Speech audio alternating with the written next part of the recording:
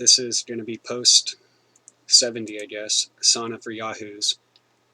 I just want to say sorry for my microphone sucking so bad, but it's just all I have right now. I mean, I actually have a professional microphone and a mixer board. I just don't have like the ability to keep it plugged in all the time, and it's just gonna have to do for now. And as far as like me reading the Crowley Libers and whatnot, I don't even expect anyone to actually listen to them. I'd rather you just read them yourself. And I'm trying to not recapitulate, but like show what my imagination, I guess, what little I can try to imitate of my imagination, and what this stuff makes me think, and reminds me of with movies or whatever it is that I use.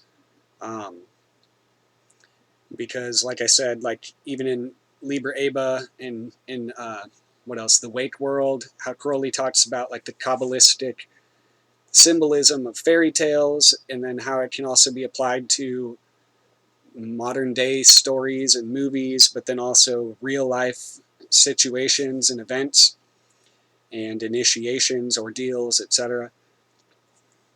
It's weird. Like the more I'm reading this Persephone and the Ancient Secret, the more I see this, like the symbolism of the older one, the Ancient Secret, sort of like come up in Persephone. And then those same things are obviously, which what he's talking about is in all sorts of different books, but then those like tropes carry over into movies that are still popular. So I don't know, there's just a lot to be seen and all that, especially same with like Metropolis, and supposedly that takes place in 2026, or at least that's one of the potential dates. But I don't know, there's a lot to go over with this. And I didn't really say much. Well, I said a lot here in what little bit that I did say. It can go a long way, but I said today is Tuesday, January 5th, 2016. Before beginning with Chapter 1, Asana in Liber Aba, we are going to read first principles from Section 1, Yoga for Yahoos, and 8 lectures on yoga from 1939. Because instead of being read separately later on, I think it is necessary to include here, as these lectures will be found very useful at the outset, while yoga is already being discussed. What follows then is this lecture, continuing into Chapter 1 at 1519. And I said, I've already been finding these simple practices, reading aloud and contemplating, to stirring within me the forces which still need mastery and direction, if not complete expulsion. The primary reason for doing this recitation is to fill any gaps regarding this material that may have been skipped over, forgotten, or whatever I may have not been able to comprehend upon first reading. This itself is an act of discipline as well as education, but the primary obstacles have already started making themselves known. The emphasis on sitting mindfully alone in quiet for a protracted period of time, beginning usually 10 to 15 minutes, cannot be overstated. Sleep alone is not adequate enough in decompressing the waking mind. A waking countermeasure must be effected for imbalance to be A, noticed, and B, dealt with accordingly in the waking state. Further linking this with the gnosis of 666, which is the power of the soul, and self, we see that 666 is entirely bound up with the ha-fren, or the friend, the physical and lower mind, as well as its liberation in higher spirituality. And it's weird because Fren is 658, and that number keeps coming up, and it's only 8, or obviously eta less than 666. And I was like tinkering with different numbers, and one number that Crowley evidently knew about was 1001, which is 13 times 77. And there's like a lot of symbolism in that, because 77 is Layla or night, 13 is Achad or Akkad, I say Achad because Cheth is Cheth, so, but Akkad. And 1001, the Arabian Nights by Richard Burton. There's also a Robert Burton, but Richard Burton. It's actually called the 1000 Nights in One Night, and so it kind of stands out like just the 1000, the one really, and then the night. So 1000 and the one in the 1000. I don't know. I see it as a number of Nuit for many reasons, and yet it comes up because of the first, or the Surah 112 in that Crowley puts as the beginning of Amrita, or Liber 343. But 343 plus 658 is 1001, and I just read Adonis, and Adonis, or 335 plus 666 is 1001. And so Fren 343 is all about, really, it's 7 cubed, and God said, and it's all those other things like I mentioned in the last post, being Atlas less than 444. And this whole thing about Atlas, and in Liber Lee, or 51, the Lost Continent, which again, the Lost Continent with a Gimel for C, and continent is 444, which just, there's a lot of, again, it's the Kabbalistic sort of fairy tale overlap thing. And what was I going to say about that? Well, so it's Atlas, and there was some other stuff I was contemplating about this, and I knew it had to do also with 444 being, well, I was thinking about how Hermes is 353, and 353 is so many other things other than just Hermes. It's literally Ob, Odd, and Or, which on the back of Cults of the Shadow, Kenneth Grant has that symbolism as the staff of Hermes. And but it's essentially this whole thing, reading in the Ancient Secret about the Firestone and all that. It's literally Abin plus Shin, so like in a sense plural stones, or the Firestone. And there's other ways you could probably find, look at that. But then it's also, when you subtract or light, it's soft less. So there's Ain soft or, but soft and or is 353. So it has everything. I don't know. I just see these sort of symbols reoccurring within the numbers when you just contemplate it and know the basic symbolism. But it recurs as the complexity, gets, or as things get more complex with different recurrences over time. And so, I don't know, it's just weird how it's like a net. But anyway, this friend, lower mind as well as its liberation and higher spirituality. 666, or 666, being the number of the O Diabolos, Set, or Seth. The beast or adversary is also typical of the apodasmos, or division, of these planes and the mind itself, particularly the lower or subconscious dark side thereof.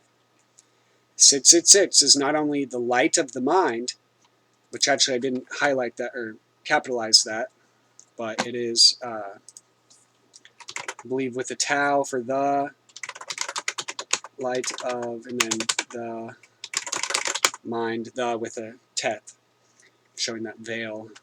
But it is also the thought space itself, so obviously the consciousness ring, in a sense, all that symbolism I've mentioned, the magnetic energy center, which by breath control, which again, by is also hua, so the flower, which is all about the circulation of the light with breath control and the secret of the golden flower.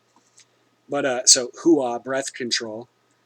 But and dynamic breathing techniques we want to clean up, purify, and regain control of.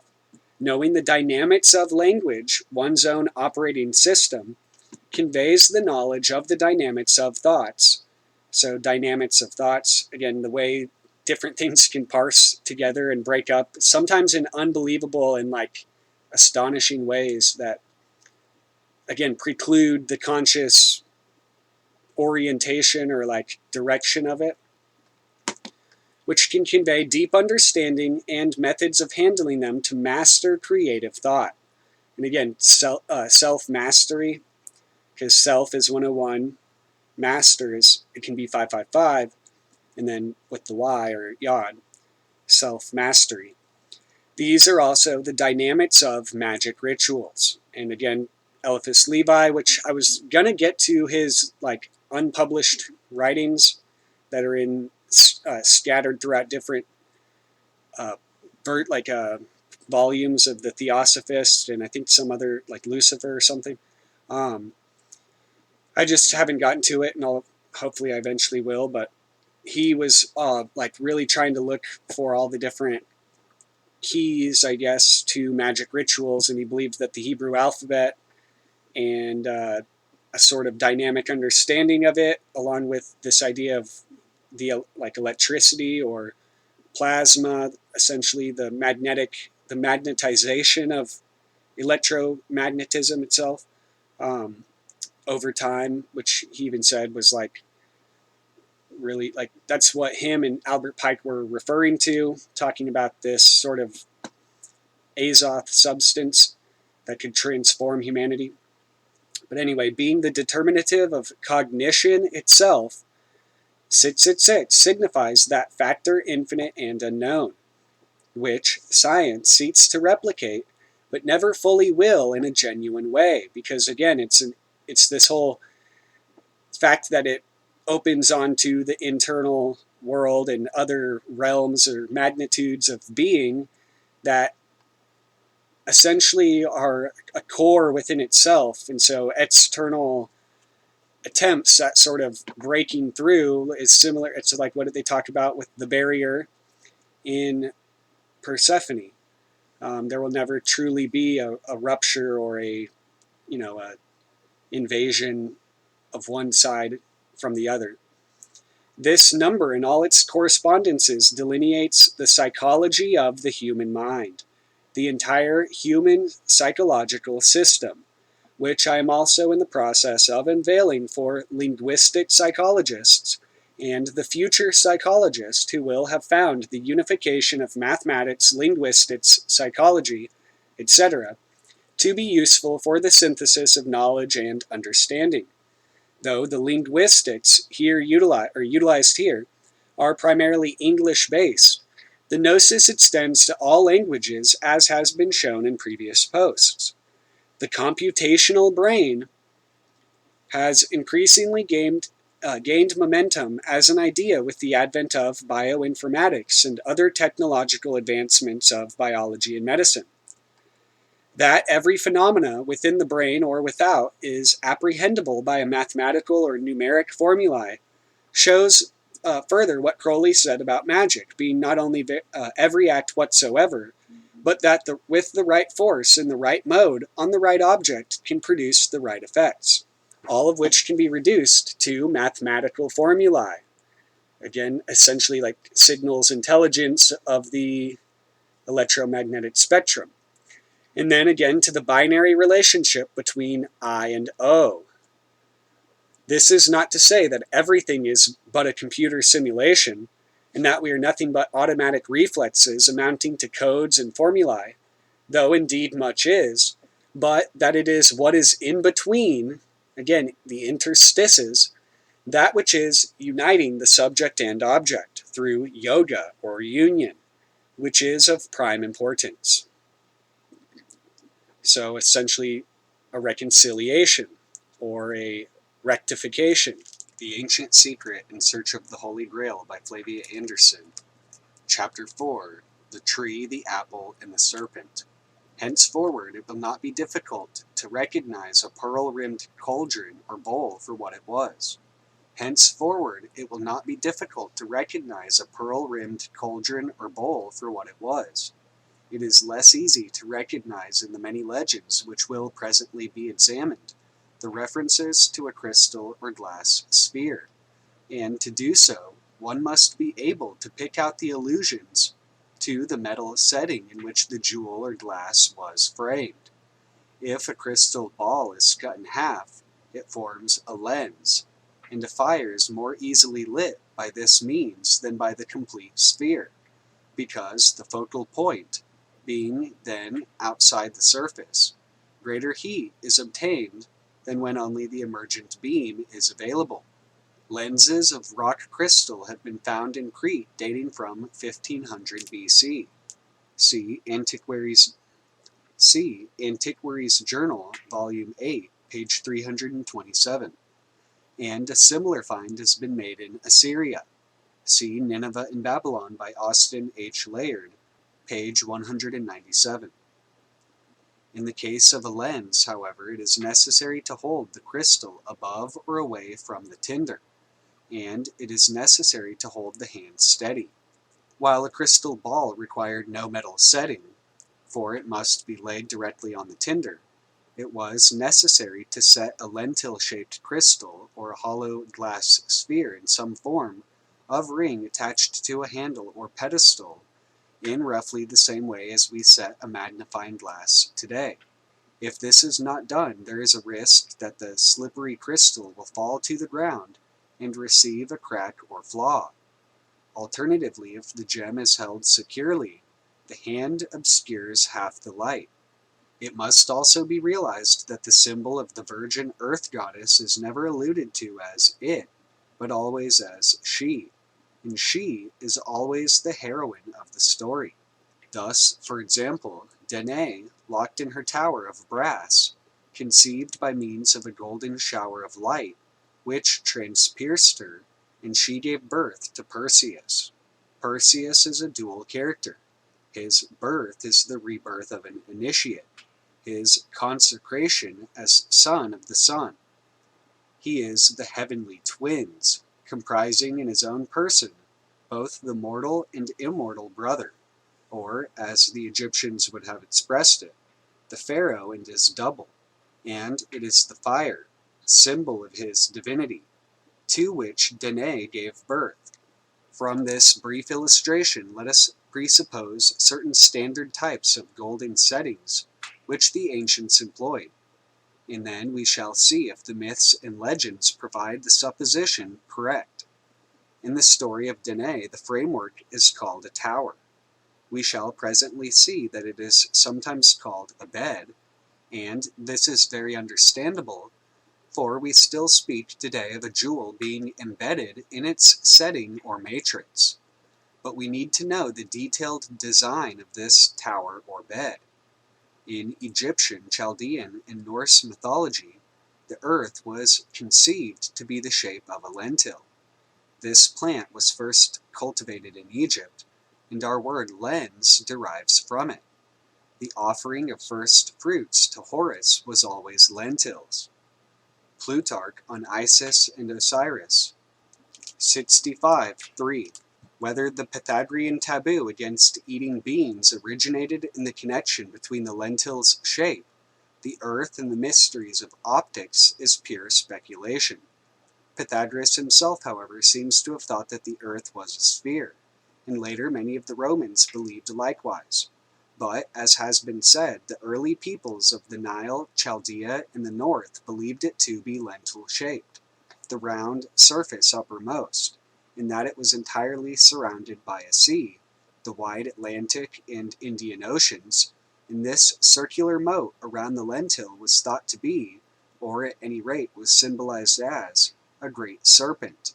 When the sun rose above the Indian Ocean, he was said to have escaped from the coils of this monstrous reptile, which the Egyptians called a poppy, or apep, and when he sank into the Atlantic, he was once again to pass through the underworld realms which the serpent guarded.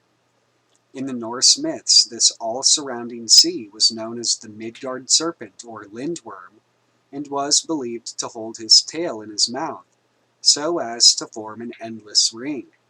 He lies, writes Snorri in the Prose Edda, in the midst of the ocean encompassing all the land, and bites upon his own tail.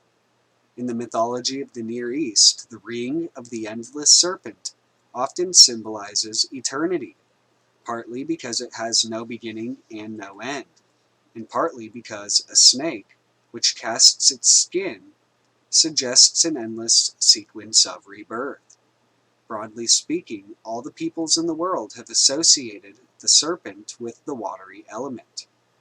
It will not be surprising, therefore, if the gold ring surrounding the crystal or glass symbol of Earth took the form of a serpent biting its own tail, for there he would seem to challenge his old enemy, the sun, for possession of the maiden, and his powers over water and ice would appear to defy the passing of the solar rays, all to the greater glory of the conquering light. For easier handling and for displaying the talisman in a shrine, such a ring would need to be set firmly upon a flat base. Since man first drew fire from the wood of a tree, the tree would naturally jump to his imagination as a fitting symbol for the purpose. Compare with my supposition the account of such a tree by Nonnus in his Dionysiaca. The Baal of the Phoenicians, the sun god whom the Greeks identified with Heracles, told Dionysus that the city of Tyre owed its firm foundation to his having inspired men to find the tree of the goddess. Nonnus, being a Greek, calls her Athena, which grew on the ambrosial rocks. On the top of this tree perched an eagle and a well-wrought bowl. From the flaming tree fire, self-made, spat out wonderful sparks, and the glow devoured the tree all around, but consumed it not. A snake writhed round the tree. The fire kept to the middle of the tree, and sent out a friendly glow, hurting neither serpent nor eagle. Only by the sacrifice of this bird to Zeus could Tyre be firmly founded. Nonnus, Dionysiaca, Etzel, lines 469. Now let us look at the illustration of a Babylonian seal in Professor S. H. Langdon's Semitic Mythology, Figure 2. Figure 2, Babylonian seal showing solar hero in conflict with eagle-headed monster, beside Grail tree, from Professor Langdon's Semitic Mythology. The stylized form of the tree should be noted, and particularly the suggestion of a jeweled center, also the three whorl-shaped knops on the stem. Beside the tree, a solar hero is in combat with strange unearthly powers, in much the same way as in Figure 1, Ra is defying the stars of night. The conjunction by the artist of a solar hero or solar god and a Grail stone or Grail tree is eminently suitable. Apuleius, who was an initiate of the mysteries of Isis and Osiris, gives us in the last pages of his Golden Ass a description of a procession of the priests and priestesses of Isis. The women wore polished mirrors tied to the back of their heads, in imitation of the goddess whose head was crowned with a mirror supported by vipers.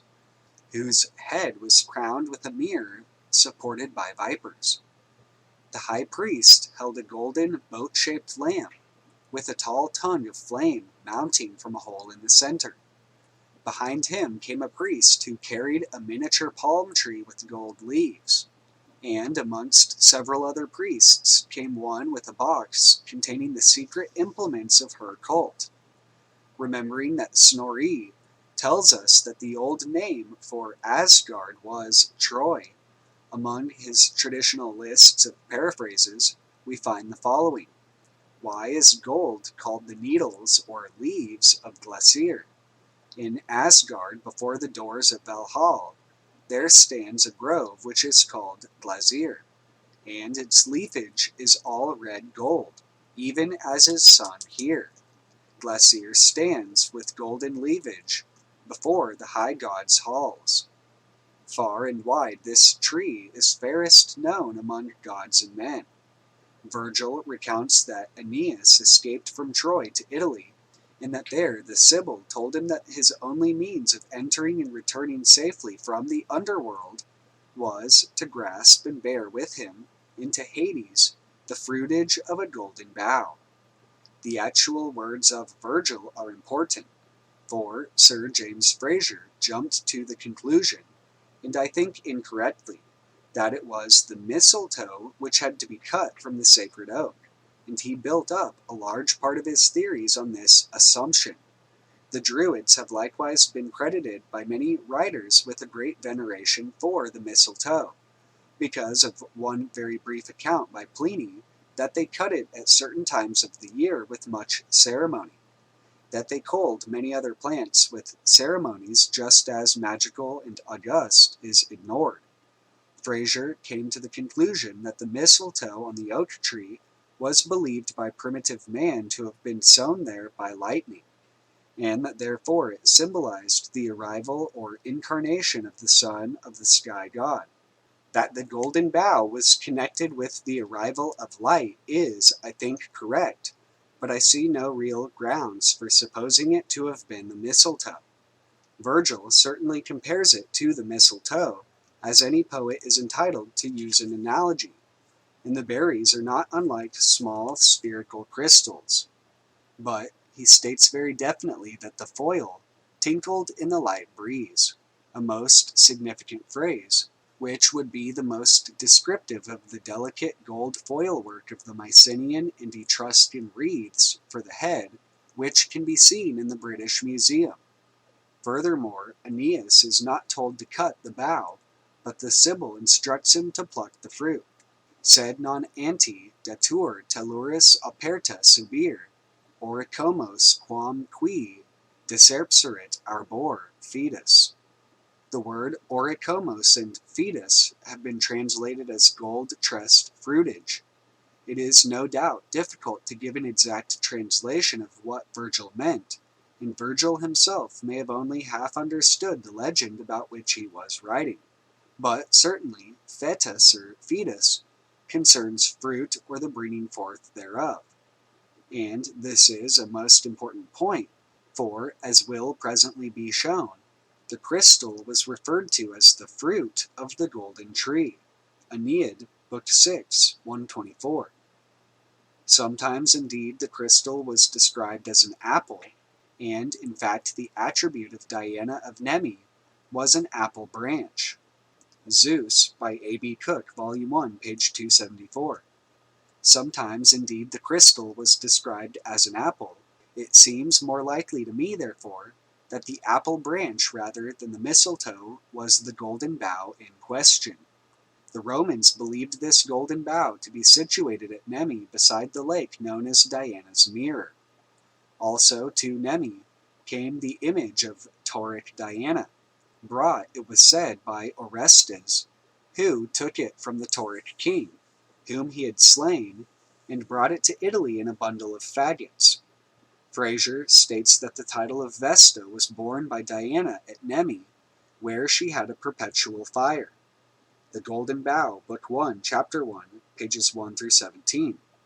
The image of this Tauric Vesta, hidden in a bundle of faggots, bears a strange and haunting resemblance to the crystal which the Orphic Book of Stones described as laid on the top of firebrands.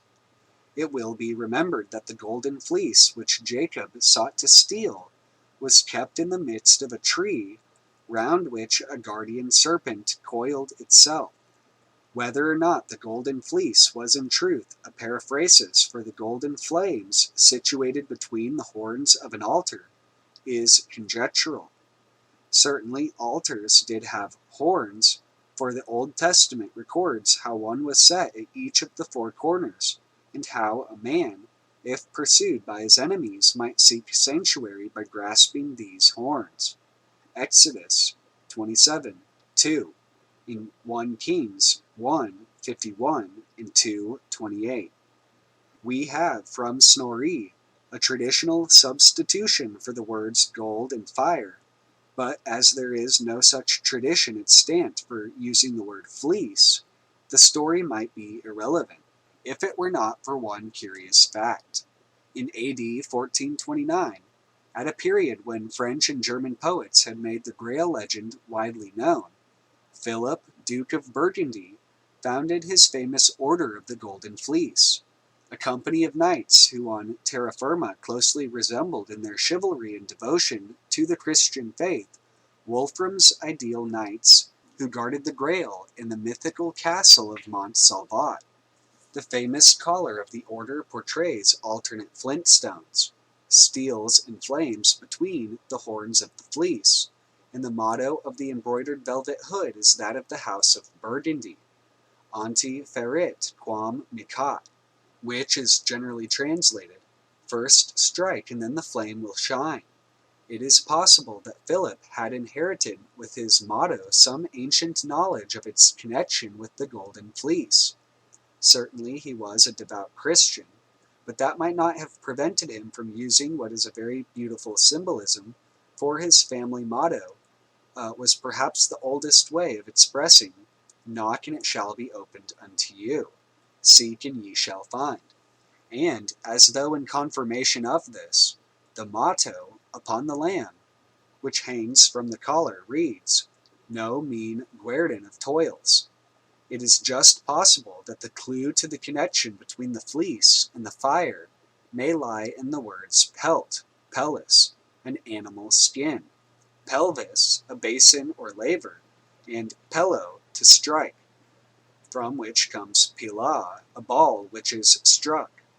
On Mount Pelion in Thessaly was cut the wood for the ship Argo.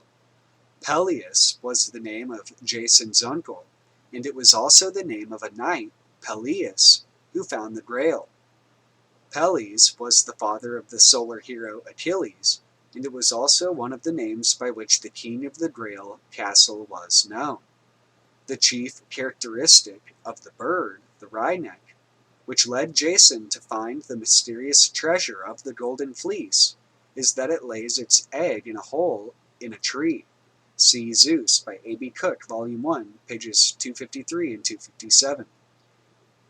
I do not think it is stretching imagination too far to suppose that the egg of the phoenix, the crystal set in the hole of the golden tree, may perhaps have given rise amongst the uninitiated to the story of the wryneck being the guide to the talisman.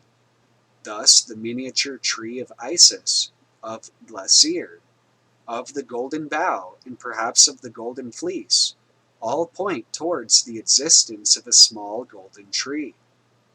Coming now to the Grail legends, it will be remembered that in the Thornton manuscript, Percival comes upon a damsel who is attached or bound to a tree, and that in the quest, when Galahad disembarks at Sarras, which was originally the city of the Saracens or pagans, he makes a tree of gold and precious stones round or over the Grail.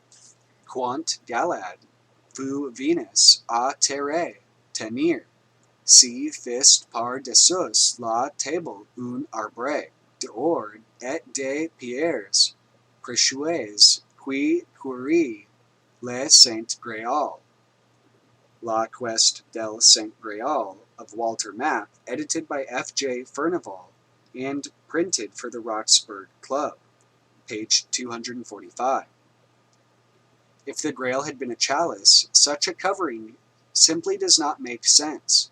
But if it were a crystal lens or glass sphere, we can very well understand how it was set amidst the branches of such a tree as is pictured on the Babylonian seal. Compare now the illustration of Figure 3 with the early Babylonian design. Figure 3, the Thummim or Urim, a crystal set in precious metals, as illustrated by Raphael in The Astrologer of the 19th Century. This illustration is to be found in a very curious little book, of which Glasgow University has a copy, entitled The Astrologer of the 19th Century, by a certain Raphael. It was published in 1825, and I must confess that most of the contents are very bogus, and typical of the mystagogue of that period. But, with regard to the drawing, Raphael says that he copied it from an ancient German manuscript.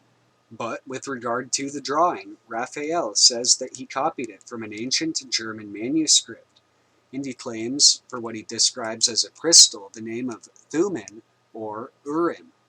It should be noted that although very stylized, the leaves of the old tree are still present. So are the 3 spinning whorls or knops on the stem, and the lettering intimates a tradition that Hebrew characters were inscribed on the metal setting. The oval shape of the lens would be quite as efficacious for lighting a fire as a circular lens. If Raphael did indeed, as I believe, find some German manuscript containing a sketch of the traditional tree, why did the manuscript call it the Thummim or Urim? We know very little about the sacred objects known as the Urim and Thummim, of which Aaron and his descendants had charge from the days of Moses until the exile. The meaning of the words in Hebrew are Thummim, perfect, and Urim, light, so that together they might be said to mean perfect light. The 2 objects, or the one combined object, could be slipped or clipped into the jeweled breastplate of the high priest, Exodus 28:30, and Urim and Thummim were par excellence the symbol of his office, Deuteronomy 33:8. The Urim, but apparently not the Thummim, was oracular in so much as the king could ask counsel of God, and the Lord might answer by Urim, or light, Numbers 27:21, and 1 Samuel 28:6. The Jews, returning from the exile, were unable to find these sacred objects, which were no doubt with the ark, which Jeremiah had hidden for safekeeping, but which was never discovered. Ezra 2:63 and 2 Maccabees 2. From the above information, it is quite possible that the Urim was a crystal, for crystal gazing has been a practice of mystics since ancient times. The Egyptian seers were accustomed to look into a bowl of water for the same purpose, and a hypnotic trance can be more easily induced, so the medical profession tells us, by the patient gazing at a bright point of light. Whether or not the Jewish high priest did in fact possess such a crystal will be discussed in full in a special chapter, but that his pagan neighbors credited him with having such a talisman seems fairly certain from Raphael's illustration and from the Grail legends to which we must now return. It will be remembered that the setting of a jewel can be referred to as its bed. It can be also described as the hilt of the sword, for the brand proceeds out of it. The Grail legend gives us 2 different references to beds. In Christian's Conte du Graal, Gawain has to achieve the adventure of the perilous bed, which was magically connected with a lion, and, as we shall presently see, the Mithraic symbol for fire was a lion. In the midst of a great hall was a bed of gold covered with white samite. It had 4 posts containing carbuncles mounted on wheels. Compare Raphael's illustration of the Urim, where 4 spokes adorned with jewels radiate from a central crystal. Bells were attached to the lower part of the bed. For the Jewish use of bells on the high priest's robe and on ritual jewelry, see Exodus 28:33-35, in the illustration of the breastplate of the Torah, Plate 6, in the crown of the Torah, frontispiece. In contact with the bed, the knight was assailed by arrows and bolts, shot from where he knew not where. He nevertheless gained mastery of the lion. In Artus de la Petite Bretonne and the Vulgate Lancelot, this same perilous bed is attacked by a magic lance, the point of which is ablaze. The most important and revealing reference to a bed, however, is that of Solomon, which is found in Solomon's ship, and if I am right, we have here a detailed description of the very vessel which has been sought for so many ages. The bed of Solomon referred to in the Song of Solomon 3:7 was, according to Kabbalist tradition, a code word or traditional periphrasis for the radiance of God, which the Jews called the Shekinah. Zohar, translated by H. Sperling and M. Simon, Volume 3, pages 13 and 45. If my interpretation is correct, then it would be more accurate to say that Solomon's bed was the means whereby the radiance or holy fire visited mankind. The accounts of this bed are to be found in 4 different manuscripts: the Grand Saint Grail of de Boron, and Henry Lonlich's fairly close translation of it, both to be found side by side in the Histoire de son Grail, edited by F.J. Furnival, and printed for the Roxburgh Club, pages 369 through 372, 407 and 409. The Quest of Walter Map, La Quest del Saint Grail, edited by F.J. Furnival and printed for the Roxburgh Club, pages 181 through 204. And the Welsh version of the quest known as Y Saint Grail, or E Saint Grail. Y Saint Grail, translated by Robert Williams, pages 514 through 516. The gist of the story will be remembered from the summaries of these works in chapter 1 of this book. Solomon dreams that his descendant shall be the good knight. He prepares for him a sword, and places it upon a bed, and a ship carries both bed and sword to Britain, where first Nashens, a contemporary of St. Joseph of Arimathea, and then Galahad, a contemporary of Arthur, find it. I shall substitute the word setting for bed, so that the reader may see how quickly the details fall into place to make a picture of the sacred vessel. De Boron and Lonlich state that the knight who came to the magic ship found the setting covered with a white veil. As Apuleius recounts, the sacra of the mysteries were accustomed to be wrapped in linen. Apologia of Apuleius, page 56. Can anyone who has the least remembrance of the nature of religious rites be surprised that one who has been initiated into so many holy mysteries should preserve at home certain talismans associated with these ceremonies, and should wrap them in a linen cloth, the purest of coverings for holy things? For wood, produced by the most stolid of creatures and stripped from the sheep's back, the followers of Orpheus and Pythagoras are, for that reason, forbidden to wear, as being unholy and unclean. But flax, the purest of all growths, and among the best of all fruits of the earth, is used by the holy priests of Egypt, not only for clothing and raiment, but as a veil for sacred things. The knight removed the veil, and was astonished at the beauty of the setting. Upon the length, that is to say, the stem of the pedestal of the setting, was a threefold spindle. As long they were as length and breadth of the bed everywhere. Lonlich.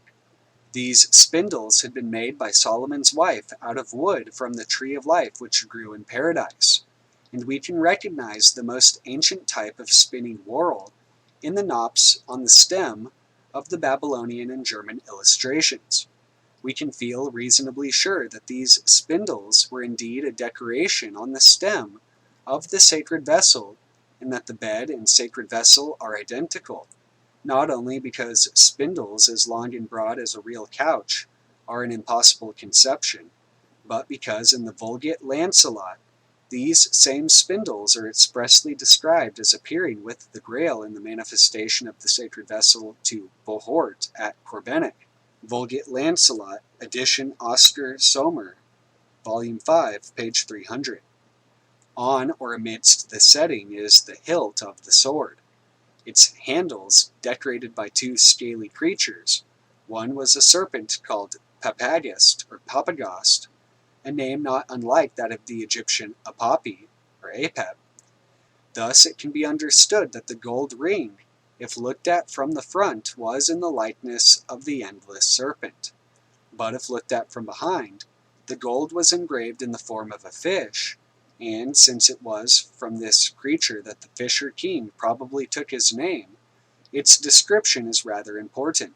Et l'autre, writes de Boron, est de un poisson qui ne est mi molt grands, et si convers el flun de effrot, et non pas en atra ia, chist poisson a non courtenaz.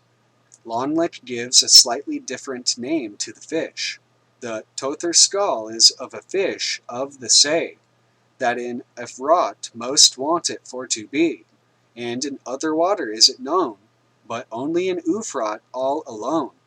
Tortenaus is the name of this fish. Mallory, who copied from the Quest, called it Ertenax. It is a fact that the Celtics did decorate their sword hilts with walrus ivory, but the connection of this mysterious fish with the Euphrates, the arrival of the ship from the east, and the deeply magical content of the whole passage, preclude the interpretation of its being an ordinary Celtic weapon. The palmel of the hilt was of one stone only. Great stress is laid on this by all four versions. Solomon's wife had bidden him decorate the hilt with many precious stones. This he did, but for the palmel he disregarded her advice and chose a stone in which there were all the colors of the world, e Saint Grail. But on leek to the palmel on he put bought on stone sekerly, which of all manner colors it was, that ony man cowed thinkin in ony plaws. Lonelick. That is to say that like a crystal it was prismatic. On the hilt was written that one man only should be able to stretch his fist around it. I am wonderful to be looked upon and more wonderful to be known, for there never was a man that could shut his fist about me, however great might be his hand, and there never will be but one, e Saint Grail. This is a most beautiful tradition, and points to the truth of the assertion that Solomon desired to be known that he had foreknowledge of the coming of the good king, for the crystal lens represented the wide earth, and only the Creator, or God-made man, could take it in his hand. The inscription also supports the tradition, shown in the German illustration, that there was lettering upon the Grail's setting. In fact, if the illustration be correct, it was the very name of the Creator Elohim in Tetragrammaton, being the Jewish substitutions for the unpronounceable name of Jehovah. At the head or above the setting was a crown.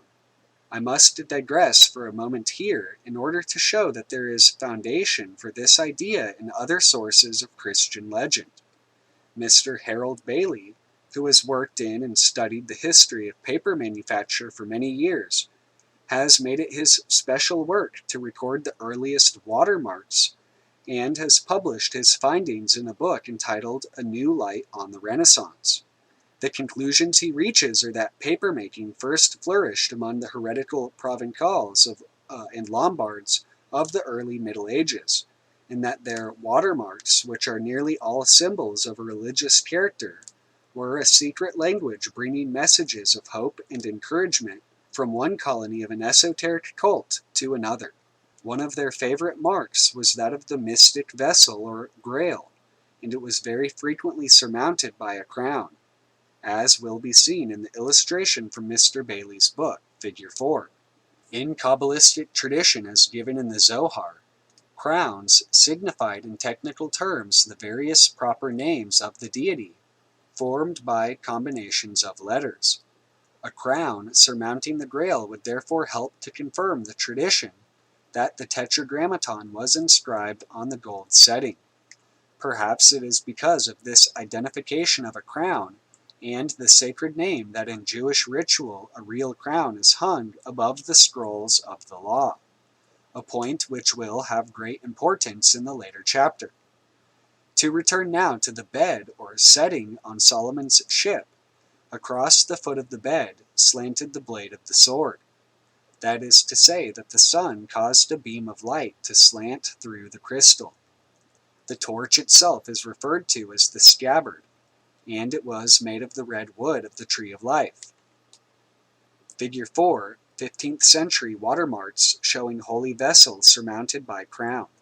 From A New Light on the Renaissance by Harold Bailey. Del fuere qui fu fez del arbre di we, quest. The identification of the scabbard and the tree of life is easily understandable when we remember how Sigismund when we remember how Sigmund drew the sword from out of the branstock.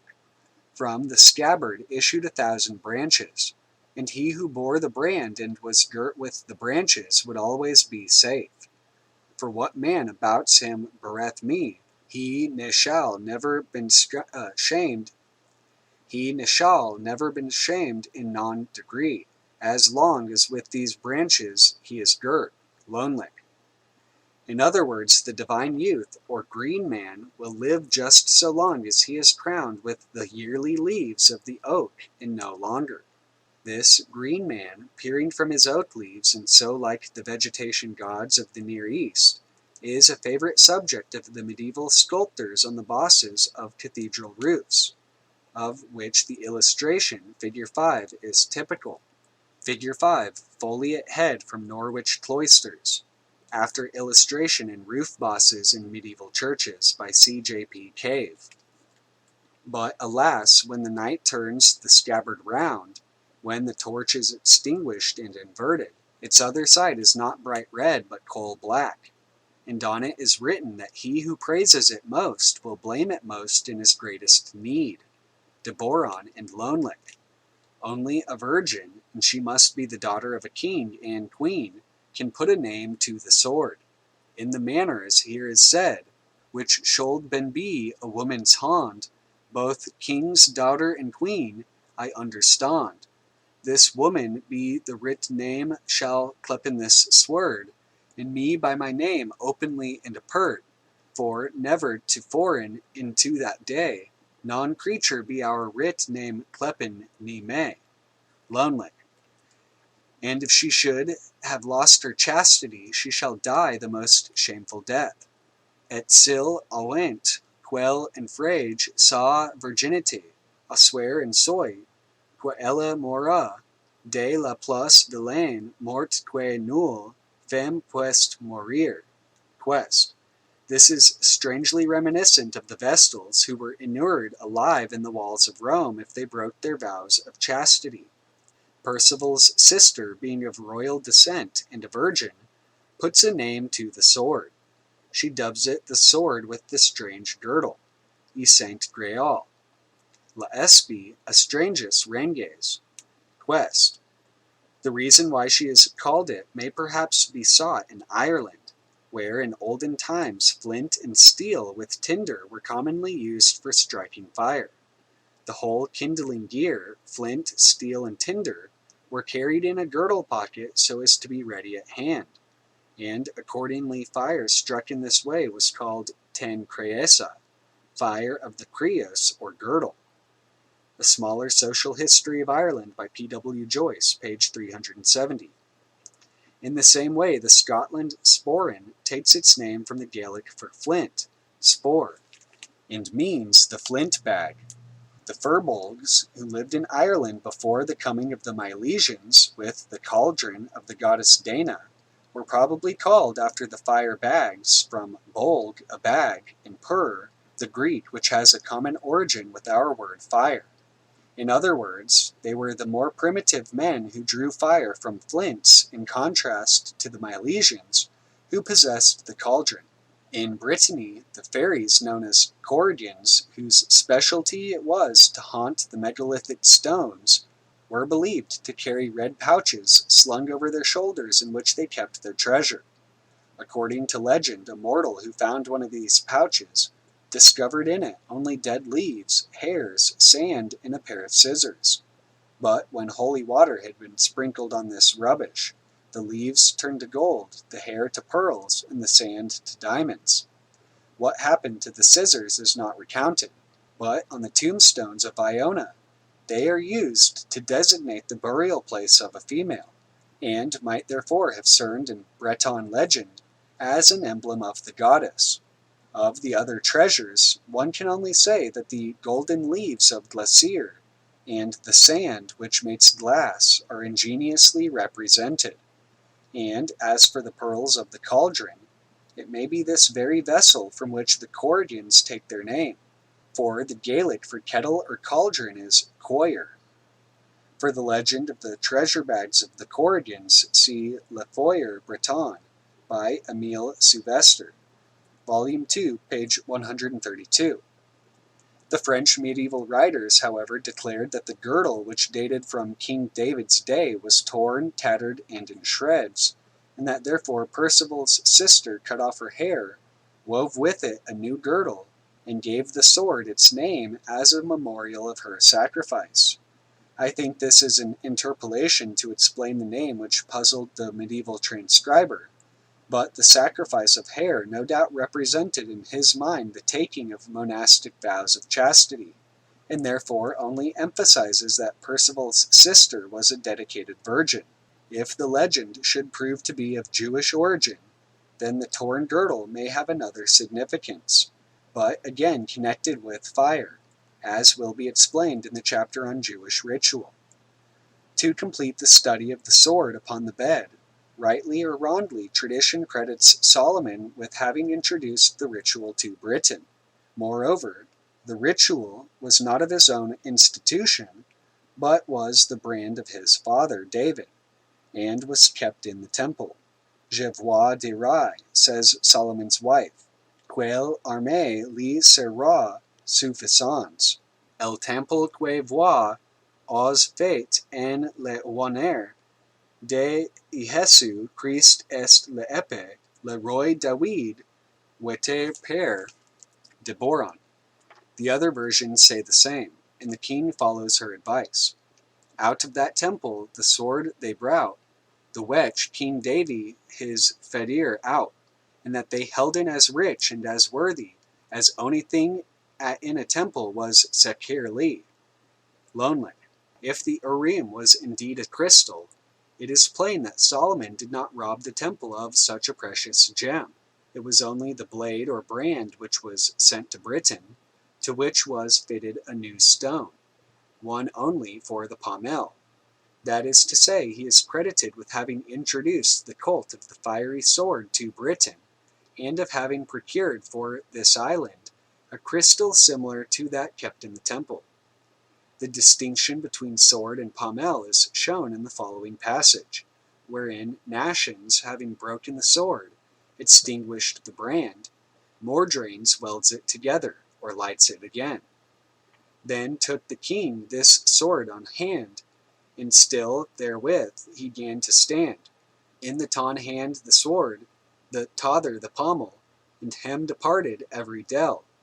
And a wonder adventure behapped though, that asin to Gudaris anon gonen they go, and so fast to Gudaris wherein they oint, that never sethens in on point, never departed asunder they were, for non man that life bear, lonely. There is a similarity between this passage and the account of Peredur's snake stone, for whatever should hold it in one hand in the other, will he have as much gold as he may desire. It should be noted that in order to renew the brand, it is necessary to stand very still, and this is no more than the truth, for otherwise the focal point will move and the heat be dissipated. If the pommel and the gold-producing snakestone of Peredur were both crystals, Miss Jessie Weston was right when she suggested that the search for the philosopher's stone originated in the search for the Grail stone, though she presumed that the gold was a mystical light, whereas we know it to be traditional substitution for fire. In alchemical treatises, fire was denoted by such terms as sword or scissors, says Professor J. Reed in Prelude to Chemistry, pages 143 and 147. The hermetic vase, in which the alchemists sought to produce the fabulous stone, was a spherical glass flask, with a neck which was hermetically sealed. In diagrams it was often decorated with a serpent.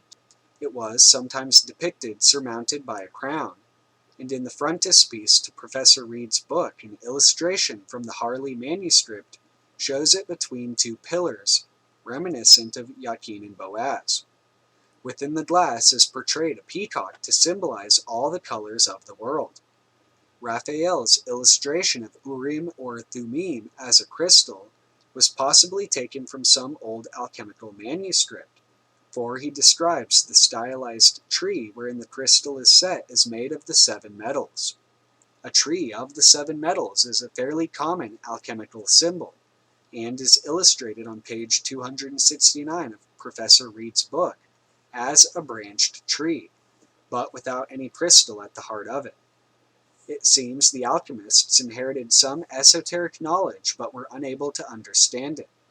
They probably misunderstood some ancient directions for collecting the light of the sun in a moon-like glass flask designed to light the torch or caduceus of Mercury with golden fire. Instead, they spent their lives studying how to mix gold, silver, and quicksilver in an attempt to transmute metals. An old tradition connects a magical sword pommel with one of the most famous alchemists to search for the philosopher's stone. Hudibras writes, Bombastus kept a devil's bird, shut in the pommel of his sword. The teaching of the Rosicrucian seems to have been borrowed from Bombastus, or Paracelsus. The name is thought to be derived from the Latin ros, signifying dew, i.e. the crystal-like dewdrop, which is the most powerful solvent for gold, i.e. light, fire.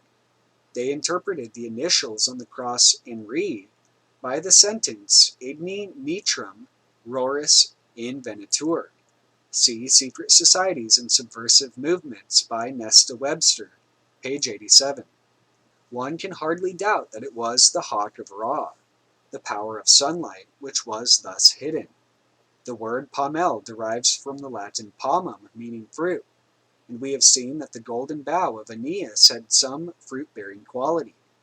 If the reader will look again at the illustration of the Babylonian tree, he will understand how the jeweled rosette would easily suggest itself as the fruit of such a tree. There is strong evidence for supposing that it was called an apple, and we hear of it at Troy or Asgard, where, according to Snorri, the goddess Idun had charge of the fruit, which was the food of immortality necessary to the gods. The giant Thjazi, taking the form of an eagle, snatched up Loki, the fire god, and flew off with him. In response to Loki's prayers for mercy, the eagle promised him freedom in return for possession of the beautiful Idun and her apples, which she kept in a special chest. Loki lured the young goddess into the eagle's home, but the gods of Troy grew old and gray-haired, for they no longer had the food of immortality. Under threat of torture, they made Loki promise to restore the goddess. The fire god then borrowed the plumage of a hawk, flew to the eagle's castle, transformed Idun into the shape of a nut, and flew back with her in his beak to Troy. The eagle pursued him in wrath, but the gods, seeking Loki's flight, went out below the walls of Troy and prepared piles of plain shavings. As soon as the hawk alighted, they struck fire to the bonfires, and the feathers of the eagle caught fire. Snorri goes on to quote some ancient verses. Prose Edda by Snorri Sturluson, translated by A.G. Brodeur. This heard I, that the staunch friend of Honir oft thereafter, with wiles he tricked the Aesir, flew in hawk wings hidden, and the vile sire of giants, vigorous wing-plumed wielder, hurtled on eagle pinion, after the hawk-shaped Loki. Swiftly the gods kindled a fire, and the sovereign rulers sustained the flames with shavings. Scorched was the flying giant. He plunged down in mid-soaring. 'Tis pictured on the giant's sole bridge, the shield which, painted with stories, Torlafr gave me. This fire-producing apple could beget heroes, for in the Volsunga saga, Odin hears the prayers of King Rerir. The goddess Freya gives an apple into the hand of the casket-bearing maid. The maid took the apple, and did on the gear of a crow, and went flying till she came whereas the king sat on a mound, and there she let the apple fall into the lap of the king. The Volsunga saga, translated from the Icelandic by Eirikur Mangesson and William Morris. The queen eats the fruit and thereupon conceives and bears Volsung. Evidently in this story the king had climbed the Tor, and was all ready to receive the apple from the Vestal. The Ectera Conla, an Irish tale, tells how Conla, the son of a king in the 2nd century AD, is invited by a beautiful and immortal woman to the land of heart's desire. At the command of his father, the king, the Druids do all in their power to prevent the prince following the woman, who is invisible to all but Conlan. She tells him that she is of the people who dwell in the mounds of the Cid, i.e. the burial mounds of an earlier people, and gives him an apple. This he eats. It never grows less, nor does he require other food. After a month she returns to fetch Conla in her boat of glass. He goes with her to another world, but whether to an Elysian isle or to the underground, Cid is not made clear. It is interesting to note the connection between the apple and the boat of glass. See The Celtic and Scandinavian Religions by the Reverend J. A. McCulloch, page 91. There is a famous apple of discord which Paris had to allot to one of the three goddesses. The judgment of Paris probably preserves a memory of some tribal dispute as to whether the main fire feast of the year was to be held at spring, midsummer, or autumn. And this is echoed in Malory's account of how Sir Lancelot falls asleep under an apple tree. Sir Ector thereupon finds a bowl hung in the hole of a tree, whereupon 4 queens, amongst them Morgan le Fay, desire Lancelot to judge which of them he will have for his love. Mort d'Arthur, Volume 1, Chapter C, edited by Thomas Wright, 1866. Finally, we come to the apple of Hesperides. What was this fruit of which both Hercules and Perseus, son of Danae, of the brazen tower, went in quest? It is significant that only Prometheus, the first firemaker, could put Hercules upon his way to find it. The alchemists often called the philosopher's stone the golden apple of the Hesperides, or the golden bough. Prelude to Chemistry by Professor J. Reed, pages 169, 171, 221, 239, and 259. Mr. Lewis Spence tells us that the common apple tree reached Greece from the north. It was adopted by the Greek sun god as specially sacred to him, and from the Celtic abal, an apple, the god derived his name from Apollo. The Minor Traditions of British Mythology by Lewis Spence, page 107. Avaloch and Avaluk are Celtic variants of the same word. See Studies in Arthurian Legend by John Rees. We can now begin to recognize the King Avaloch, to whose sun temple St. Joseph of Arimathea went to exhort the heathen. Curiously enough, St. David, who was, according to the Welsh books, one of the 3 hereditary guardians of the Grail, is one of the many princely Welshmen whose genealogy begins with Anna, whose son was Beli, whose son was Avaloch. It has already been shown that Anna, wife of Lot, was the great mother Anath of the Phoenicians. Lot, or Apollo Belinus, is both son and husband of the Earth Mother, and they begot Evelach, the solar hero who is a son of the sun, and whose city of Saras was not, I think, in the land of Goshen bordering Egypt. It will be explained later how medieval writers confused the adventures of St. Joseph of Arimathea with those of the most famous of Jacob's sons. But right here in this island of Britain at Glastonbury. If I am right, this is only one more instance of the truth of the tradition that St. Joseph came to Britain. If further evidence is needed that the apple of the sun god was the crystal, it is demonstrated beyond doubt by the ancient names of Glastonbury itself, which was first known as the Isle of Avalon. See William of Malmesbury's Antiquities of Glastonbury, Chapter 5. That is to say, of the apple god Apollo. Later, however, it went by the name of Innis Vitrin, and Caradoc, a monk who wrote about it in AD 1150, says in his Vita Gildas, Glastonia was of old called Ynis Gutrin, and is still so called by the British inhabitants. Enis, or Ynis, in the British language is Insula in Latin, and Gutrin is Vitrea. But after the coming of the English and the expulsion of the Bretons, that is, the Welsh, it received a French named Glastonbury, according to the formation of the first name, that is, English glass, Latin vitrum, and Berea, a city. Then Glastaberia, that is, the city of glass. It would be more accurate to translate it as the city of the glass. Both of the ancient names, Avalon and Innis Vitrin, are perfectly familiar to the local inhabitants of the present day. Attempts have been made to discredit Caradoc's derivation because William of Malmesbury suggests that Glastonbury may have taken its name from the well-known family of the Glastings. I prefer the suggestion of the Celtic monk who could speak the language of Wales in the west and knew the district, and that the people had always called the place the island of the crystal or glass, to the suggestion of an English monk who paid a passing visit to the abbey. There is reason to believe that Glastonbury may have been the very garden of the Hesperides, for Hesiod, or Hesiod, who wrote the earliest Greek theogony, says that it was beyond the famous sea, that the golden fruit was guarded by a terrible serpent, and that the garden was situated at a place where Atlas upheld broad heaven, standing on earth's verge. Hesiod's Theogony in Bond's Classical Library, pages 13, 19, and 28.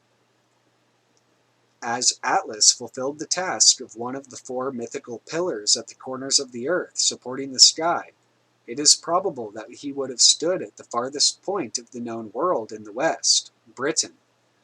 I shall come presently to discuss the triple goddess, who is Earth in her three aspects of spring, summer, and winter. It is sufficient to say here that the three nymphs of the Hesperides are the Earth Mother in her threefold aspect, and are represented upon Solomon's bed, that is to say, on the little golden tree, by the three spinning whorls, emblematic of the female. Indeed, the tradition takes care that the mother emblems shall not be forgotten. Some verses in the biography of Lord Tennyson by his son, written in the poet's youth and entitled The Hesperides, seem to be an example of the intuitive powers of a poet. Kingdoms lapse and climates change and races die. Honor comes with mystery. Hoarded wisdom brings delight. Number, tell them over in number. How many the mystic fruit trees hold. How many the mystic fruit tree holds. Lest the red-combed dragon slumber, rolled together in purple folds. Look to him, Father, lest he wink, and the golden apple be stolen away.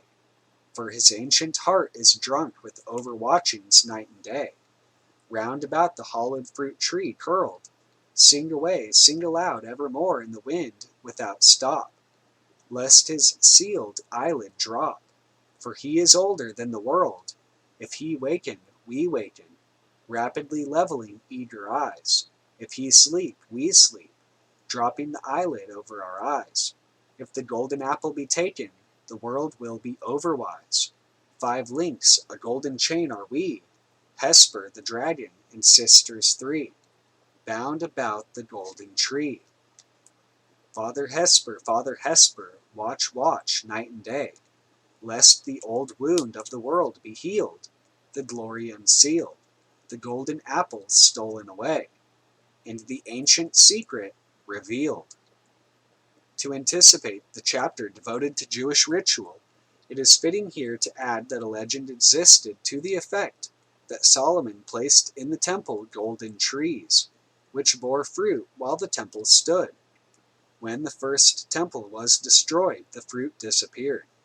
But the trees will put forth blossoms again when the temple is rebuilt in the days of the Messiah.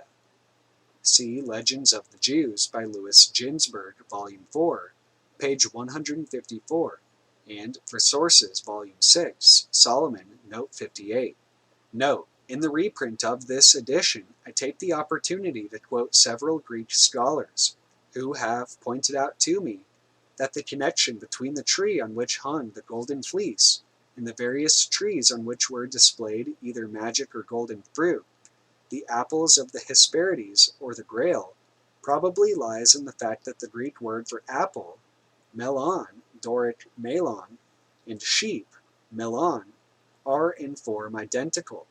Furthermore, the Greek for a flock of wool in the accursative case is the very same word, Malon, A Study of Two Worlds, or Persephone by D. Streitfeld, Chapter 3, The Glamorous Blonde.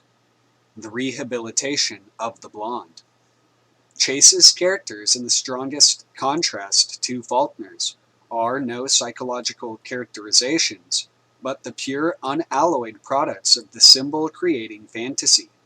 Faulkner is concerned to work out how a given personality would behave in certain circumstances in the outer world. His creative intuition has furnished him with a primal archetypal pattern to which he remains faithful in its essentials. But that pattern is overlaid by, and cunningly woven into, a highly developed and complex picture of the outer world, which is evidently the product of meticulous and sensitive observation. Chase's fantasy is restrained by no such complexities. He simply calls up his characters and, in Jung's words, observes their behavior and takes account of their pronouncements. It is, therefore, all the more instructive for our present point of view to observe what happens as the story progresses to that figure of the blonde who made such an unwelcome irruption into the opening scene and had to be dismissed in order that the story might take its course. The writer holds fast to his resolve to ignore her until he has called up the figure of Miss Blandish and witnessed her abduction, but then he breaks down. The blonde has been banished into the depths of the unconscious, but now he can no longer resist the temptation of making contact with her, and he does so by telephone. In the opening scene, it had suddenly occurred to him that the hash house must have a waitress, and when he turned his attention to her, there, in a flash, stood the blonde, alluring and provocative. Now it occurs to him that Riley, the second gangster, must have a mistress. She is called Anna, and Riley brings her up from the hideout to which Miss Blandish has been taken. From the other end of the wire she tells plaintively of her loneliness, and weeps for her enforced chastity. In other words, although as the result of her banishment she is not here, she is still very much alive in the somewhere else, and she is as amorous as ever. After this, Riley is killed by Slim. After she has been rung up 3 times, the blonde, in the form of Anna, sneaks in from a telephone box, and now she is refreshed and decked out with all the glamour of the other side. Her hair is like burnished gold, and her figure has it in the right places.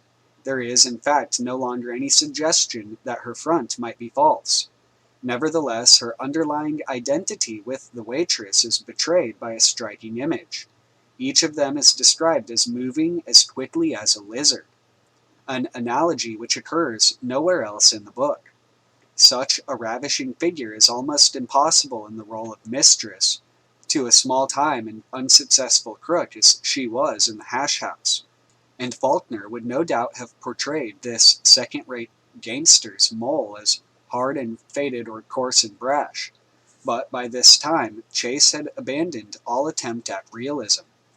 Throughout the story we find only 3 female characters: Miss Blandish, Ma Grissom, and the blonde in her various transformations.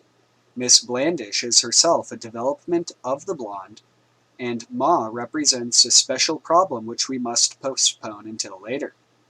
Concentrating our attention, for the moment, on the blonde, we shall find the author progressively filling out and enriching her figure from the crude, erotic picture of the waitress into that of quite an acceptable human being.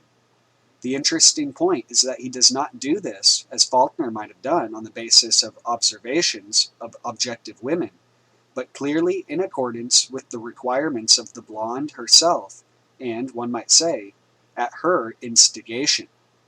To Anna, on her first entry, there clings something of the nocturnal and mysterious aura of the other side.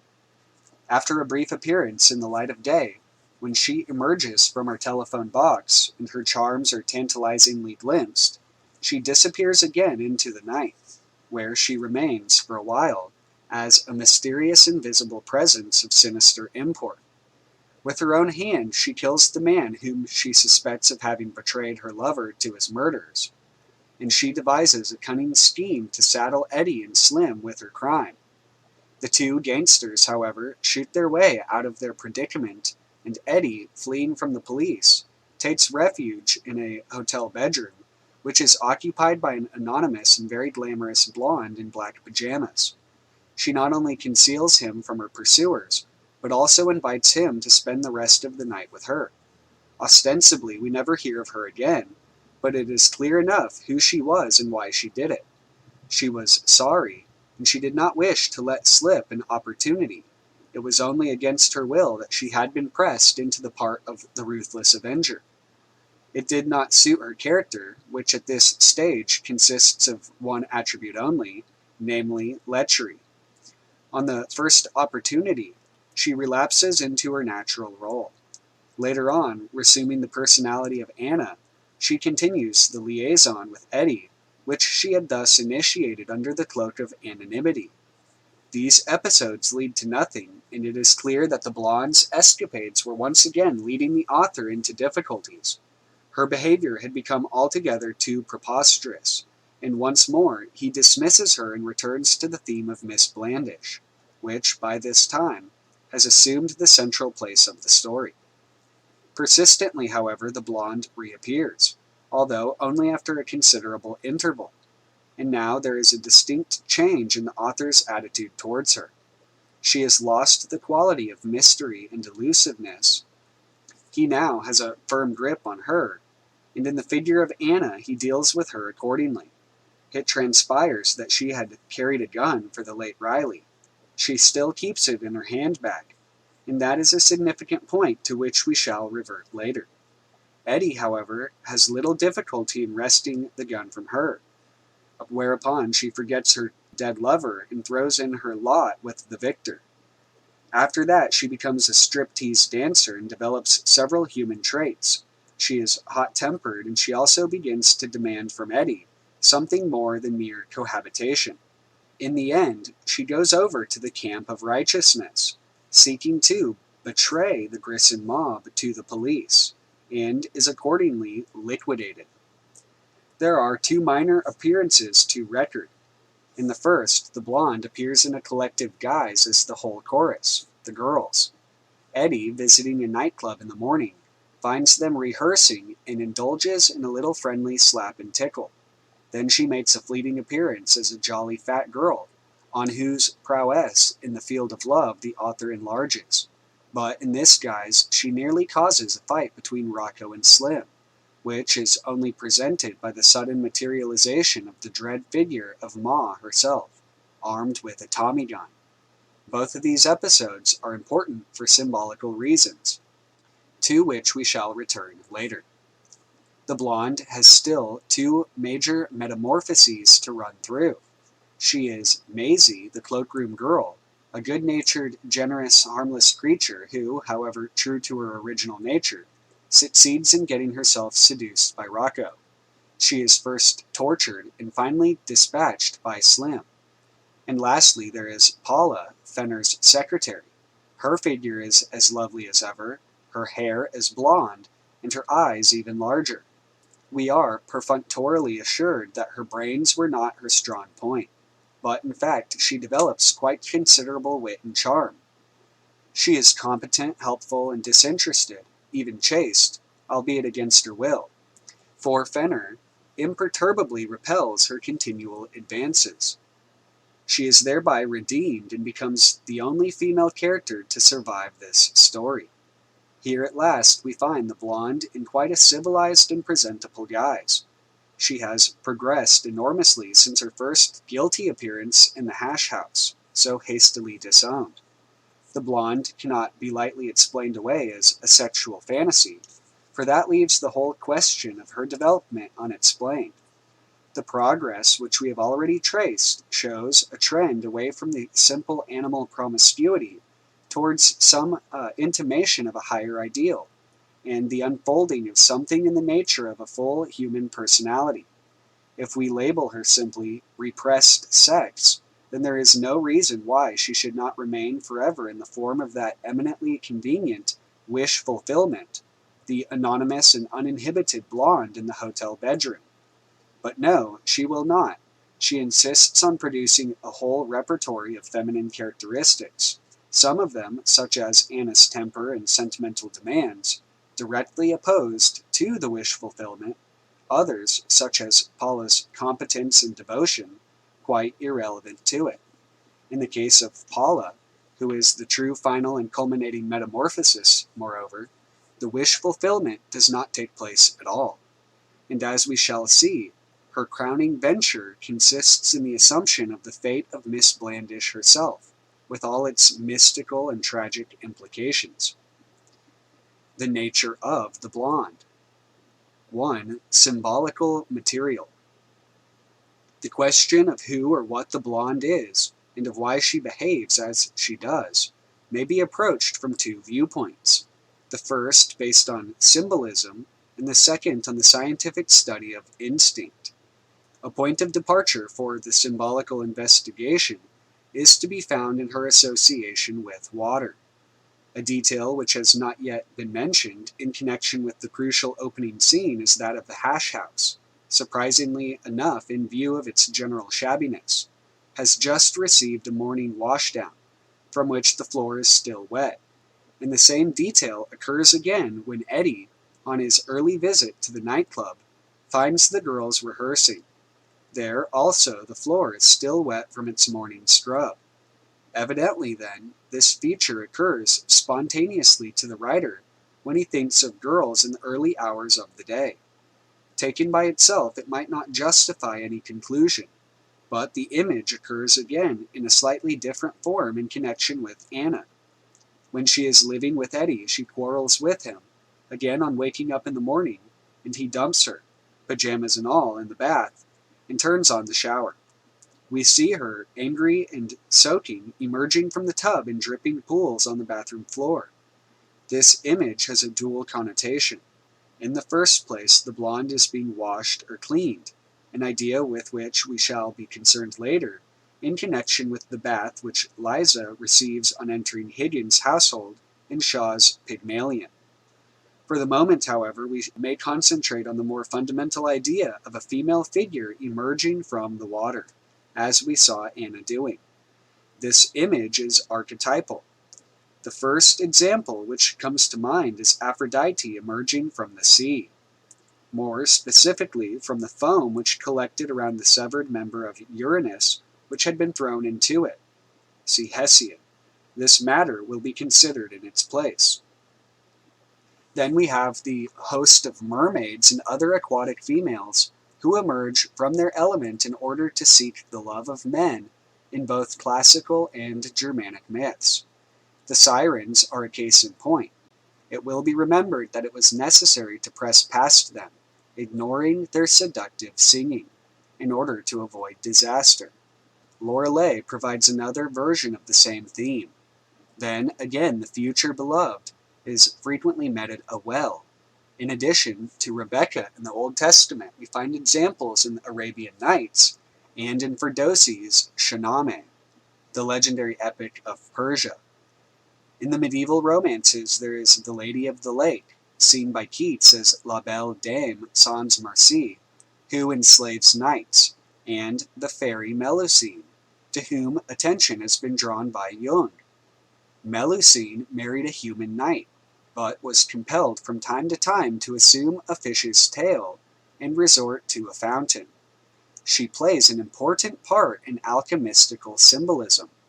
In contemporary literature, we have a striking example in Eleni of Kafka's Trial, who has a membrane between her fingers, suggesting the webbed foot of an aquatic bird or frog, while, among other examples to be considered later, there are Haggard's Stella Frigelius, who emerges from the sea and at last returns to it, the mermaid in Wilde's The Fisherman in His Soul, and the Hans Andersen mermaid, who is associated with Selina in Sloane's To Walk by Night.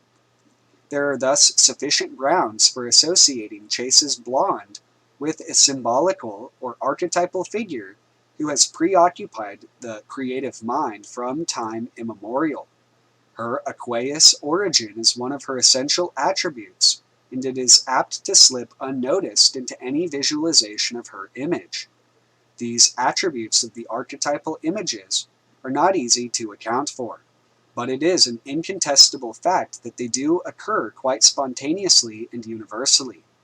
They always have occurred, at any rate since human beings have recorded their inner experiences in the form of myths and the like, and they occur in such widely separated places and civilizations as virtually to rule out any question of communication by outer world means. We can only conclude that they exist in that medium which Jung has called the collective unconscious, and which is, to a considerable extent, unaffected by the limitations of time and space. The fact that we can offer no plausible explanation of this medium in terms of physics or chemistry, or even of physical biology, does not prove that it cannot exist. Neither Jung nor any other responsible investigator makes any claim to know what it is. We can only record the forms in which it presents itself to our consciousness and make such deductions as we can on the basis of our records.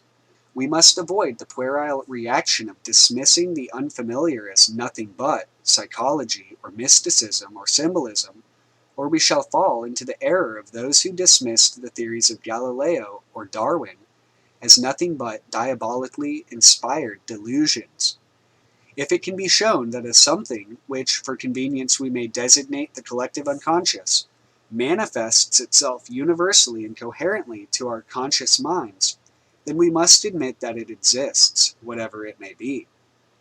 And if it can be shown that these manifestations are accompanied by ascertainable and definable outer world effects, then we cannot deny its reality. The theory of the collective unconscious is a hypothesis designed to explain observed facts, just as the hypotheses of the conservation of matter and energy, and of their transformation one into the other, are so designed. The hypothesis stands or falls in accordance with its ability to explain the observed facts. If it stands, then the entities which it presupposes must be accepted as real. The collective unconscious, in fact, must be accepted as no more and no less real than the abstract conceptions of matter and energy. Returning to the blonde, we have noted that she reveals similarities with the universal figure who is seen rising from the water in order to seek the love of men. The sea, or water in general, is one of the principal symbols of the unconscious, and particularly of the collective unconscious. Further, one of the most characteristic versions of this image is that of the mermaid, whose upper half is human, while her lower half is that of a fish. We thus have the suggestion that the figure is half human and half animal, half personal and half universal. Another version, of course, is that of the Sphinx. She is emerging, and while the upper half of her has attained the light of consciousness, the lower is still embedded in the darkness of the unconscious. It is, in fact, concealed, and here we find another important feature of that significant figure of the hash house waitress standing behind her counter, for the visual image is that of the upper half of a woman whose lower parts are concealed. This image is recognizable in a Venus Anadyomene, Lord Ellesmere's collection, National Gallery of Scotland. The variant with the waitress behind the counter is exemplified by Manet's Bar aux Folies Bergère, Home House Collection, Tate Gall, standing up to her thighs in water, and in Wagner's Vision of Erda emerging from the ground as far as her waist. The heroine of a Russian novel to which I have lost the reference also makes her first appearance standing naked in a river up to her waist, and I know of another version in an unpublished story by an acquaintance. With that, we may leave the symbolical material for the moment. It has been suggested that Chase's blonde is a manifestation of the universal archetypal figure whose characteristics may be summarized as follows. She originates in the waters of the collective unconscious and is frequently seen in the act of emerging from them. Her upper half is conscious, human, and desirable, but her lower half is concealed and partakes of the non-human, in some respects subhuman nature of her origins, and finally she seeks the love of men. It may be added that in order to attain this object, she must obviously emerge completely, in the Germanic myth tells us that her purpose is to attain a soul. 2. The instinctual basis. A great deal of modern thinking is based on the unconsidered acceptance as axiomatic of the maxim, nihil in intellectu quod non prius in sensu. There is nothing in the intellect which was not previously in the senses. This implication is that the outer world is the sole source of mental images, that the mind is no more than a blank and formless receptacle into which the ready-made materials are admitted from somewhere outside it. Such a notion is, of course, preposterous, and can easily be demolished by logical argument. But in the predominantly extrovert materialist atmosphere of the modern world, it is apt to be accepted uncritically by those who are not given to analytical thinking, and these include many who are given to expounding theories, even on psychology. We are not here concerned with the philosophical aspect of the matter, but simply with the observed fact that the mind does possess its own inherent images, and that these, far from being derived from the outer world, are often projected into the latter and seen where they do not exist in the objective sense. We may start at once with the pronouncement of a scientist.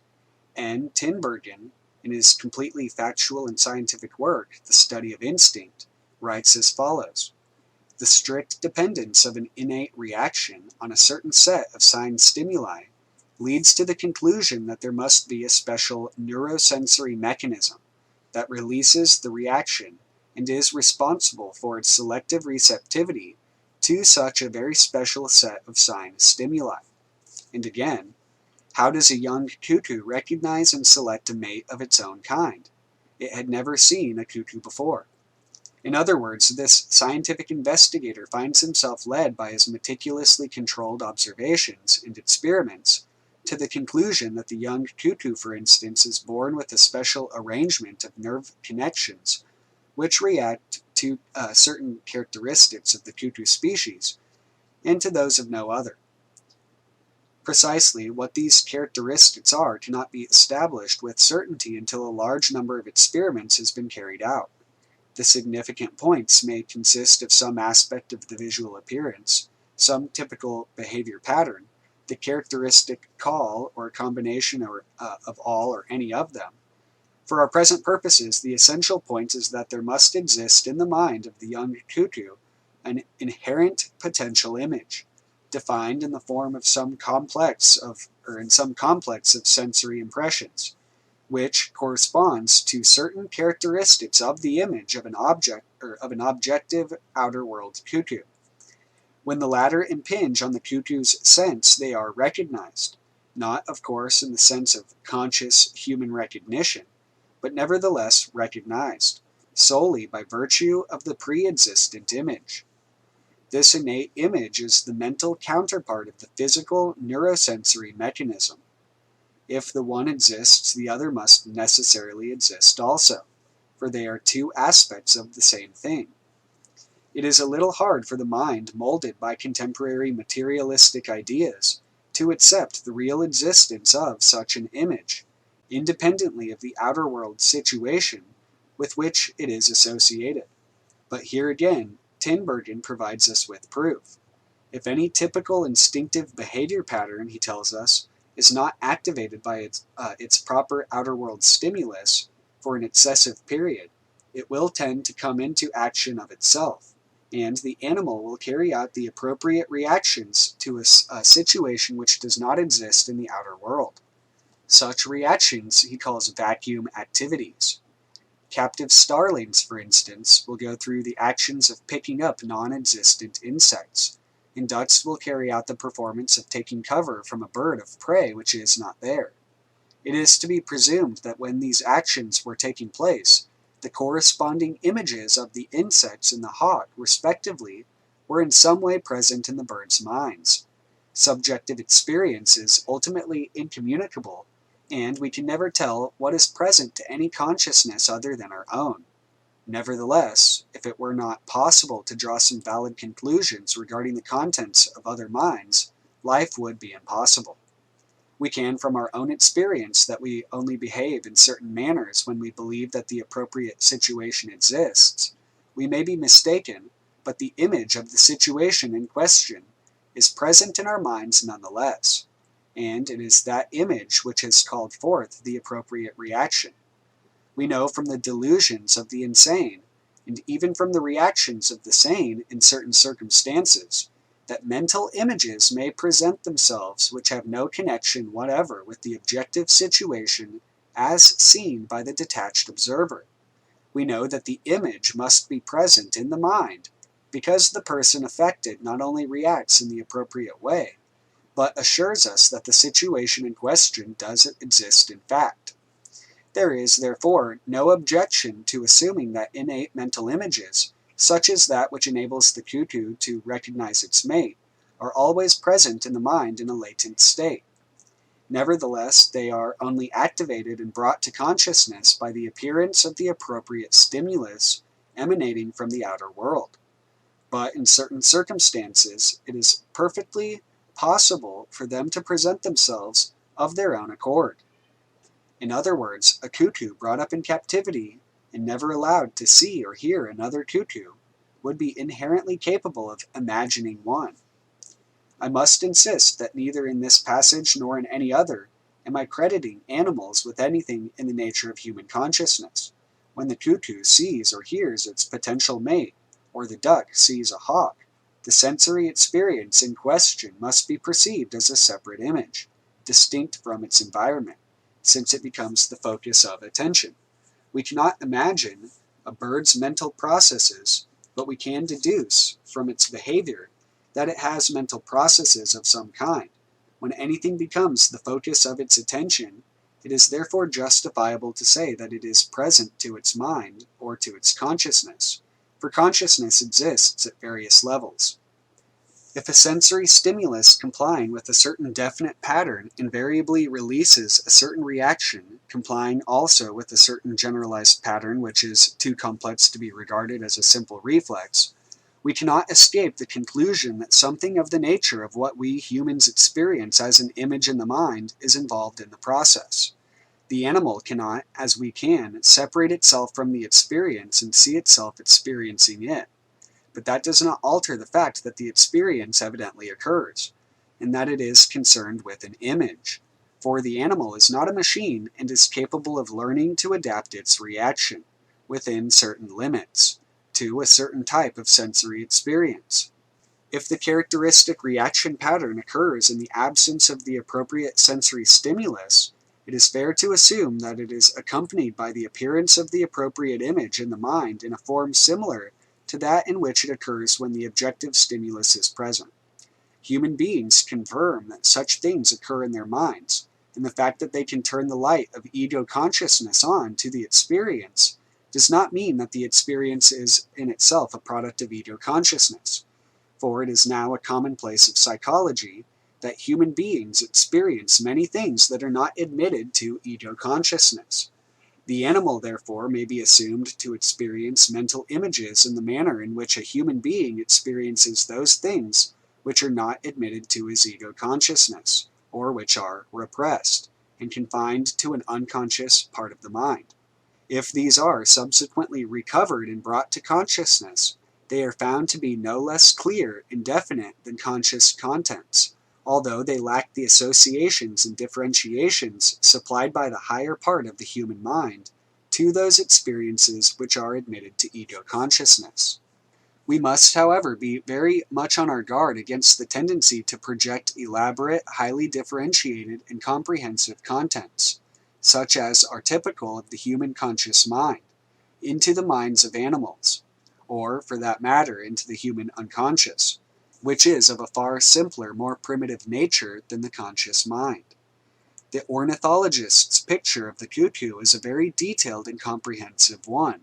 He knows the length of its legs, the shape of its beak, its typical coloration, and its appearance from every conceivable viewpoint and in every position. He will be able to identify every one of these components of the complete image when seen separately. The plumage, for instance, and perhaps the feet, and observing the flight, or the stance, or the typical actions of another bird, he will be able to say which of them resemble those of the cuckoo and which differ from them. It would obviously be wrong to assume that the cuckoo recognizes all these features in its mate. What it does recognize we do not know for certain, but it is certainly something much more restricted. It must be sufficient for it to be able to differentiate between a cuckoo and any other species of bird, but that is all. It does not know a complete cuckoo as we know it, but only certain typical attributes of the species, the images of which almost certainly exist quite separately and independently of one another in its mind. This point may be illustrated by Lack's experiments with robins. See David Lack, The Life of the Robin.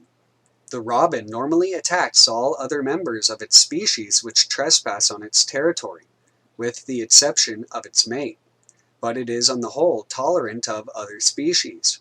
Lack determined to discover precisely what it was that released the instinctive attack reaction, and for this purpose made use of various portions of a stuffed robin, which he set up in the territory of wild robins.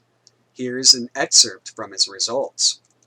Similar experiments were tried with a complete stuffed adult robin in which the red breast and white abdomen were painted over with brown ink. This specimen had previously elicited violent attacks from wild robins, but after its red coloring had been changed to a dull brown, it was no longer attacked by any. It was particularly remarkable to find that wild robins, which would not attack this complete robin with a brown instead of a red breast, yet exhibited typical threat display to a bundle of red breast feathers lacking head, wings, tail, legs, and even the body. Further experiments, inspired by the observation that the robin did sometimes pursue small birds of other species, led him to the following deduction. Hence I came to the conclusion that the robin's fighting behavior ought not to be considered as a unity, and that it was really composed of three separate actions, namely flying in pursuit, threat display, and striking, and that each of these actions had its own signal, flying in pursuit being elicited by the sight of a small bird flying away, threat display by the sight of red breast feathers, and striking by an object with the shape of a robin. The robin's only relations with others of its species consist of ejecting trespassers, or being ejected, mating, and feeding its young. This applies to the cock. Some of the hens congregate during the winter. As to the feeding, it is not discriminating, but being prepared to place food in the beak of any bird which emits the appropriate chirping sound, even if it be of another species. It is therefore apparent that in the robin's mental world no such entity as a complete robin exists. It knows only a repertory of isolated images, to which it instinctively reacts and which, therefore, may be regarded as being present to its consciousness. There are the visual impressions of small birds flying, of red feathers, and of shapes which, we know but he does not, resemble his own. Then there are the auditory impressions of song and of birds demanding to be fed. There is no reason whatever to suppose that there is any connection in the robin's mind between these various phenomena such as that which, to our minds, binds them together in the concept robin. On the contrary, they presumably represent to him a miscellany of separate things which occur in his world. The sole exception is provided by the mate, who occupies a unique position in the world of robins of both sexes. Once they have accepted one another, the pair share a territory from which they eject all other robins, but very rarely do they exhibit hostile behavior towards one another. Mistakes do occasionally occur, but on the whole the robin is able to identify its mate even at a considerable distance, though by what characteristics it does so has not yet been discovered. The mate, therefore, is the one and only individual being which the robin normally knows, although, strangely enough, it may learn to identify an individual human being. In other words, it is only in this single situation that the tendency of the mind to separate off a single element from the confused stream of experience and to endow it with identity is brought into play. This process, which I have described as individuation, is perhaps the most important of all those which occur in the human mind. This matter will be elaborated in a later chapter. In the robin, at least, it is found associated with instincts concerned with mating, and what applies to the robin may conceivably have some application to other species, including our own. This idea evidently opens a promising line of inquiry, but this is not the place to embark on it. Another series of observations which provide invaluable material for the investigation of the mental aspect of instinctual behavior has been made by Konrad Lorenz. See Konrad Lorenz's Redete mit dem Vie, den Vogeln und den Fischen, English translation King Solomon's Ring. One very striking example is the following. Lorenz was observing the hatching of a duck's egg, which had been artificially incubated. When the duckling emerged, it showed no reactions until he happened to make a movement, but then it turned towards him and gave the sound which he described as that of greeting in the species, and thenceforth it attached himself to him as mother. If he moved away, it immediately gave distress signals and followed him as far as it could. He was compelled to imitate the typical quacking sounds uttered by the mother duck when leading her brood, and if he failed to do so for any length of time, the duckling gave out distress signals to which he was compelled to respond, even in the middle of the night. By the exercise of infinite patience, he succeeded by means of filling the role of mother and rearing it successfully. Repeating the experiment with goslings, he found his self-imposed task even harder. The goslings, more discriminating than the duckling, did not accept him on the evidence of movement alone. It was not until he quacked that he became their mother. Furthermore, they were not prepared to accept his quacking when it emanated from a point some 6 feet above their heads. It had to come from the proper height. He was therefore reduced to adopting a squatting position.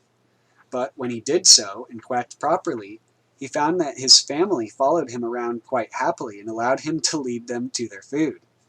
4 points emerge from these investigations. The first is the unreliability and sometimes the unsuitability of an instinctive pattern, as soon as it is removed from the environment in which it was developed.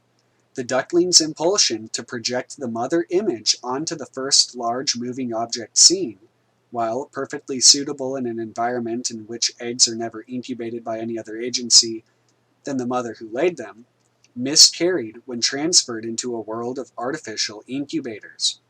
The same obviously applies to the instincts of the human species, which are still adapted to savage life.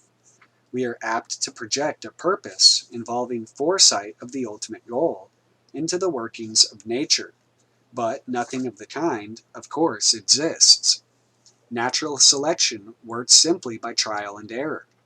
Many human instincts are completely unsuited to a civilized environment, and a great deal of our time and effort are taken up in circumventing their workings. We cannot alter them. They can only be accepted as an inescapable burden from our primitive past. We should, for instance, find life a great deal easier if we did not suffer from an innate impulse to attack our fellows when we disagree with them. And other examples of such unsuitable reactions will appear in the following chapters. The second point concerns the great variability of the selectivity of instinctive reactions as regards the object which releases them.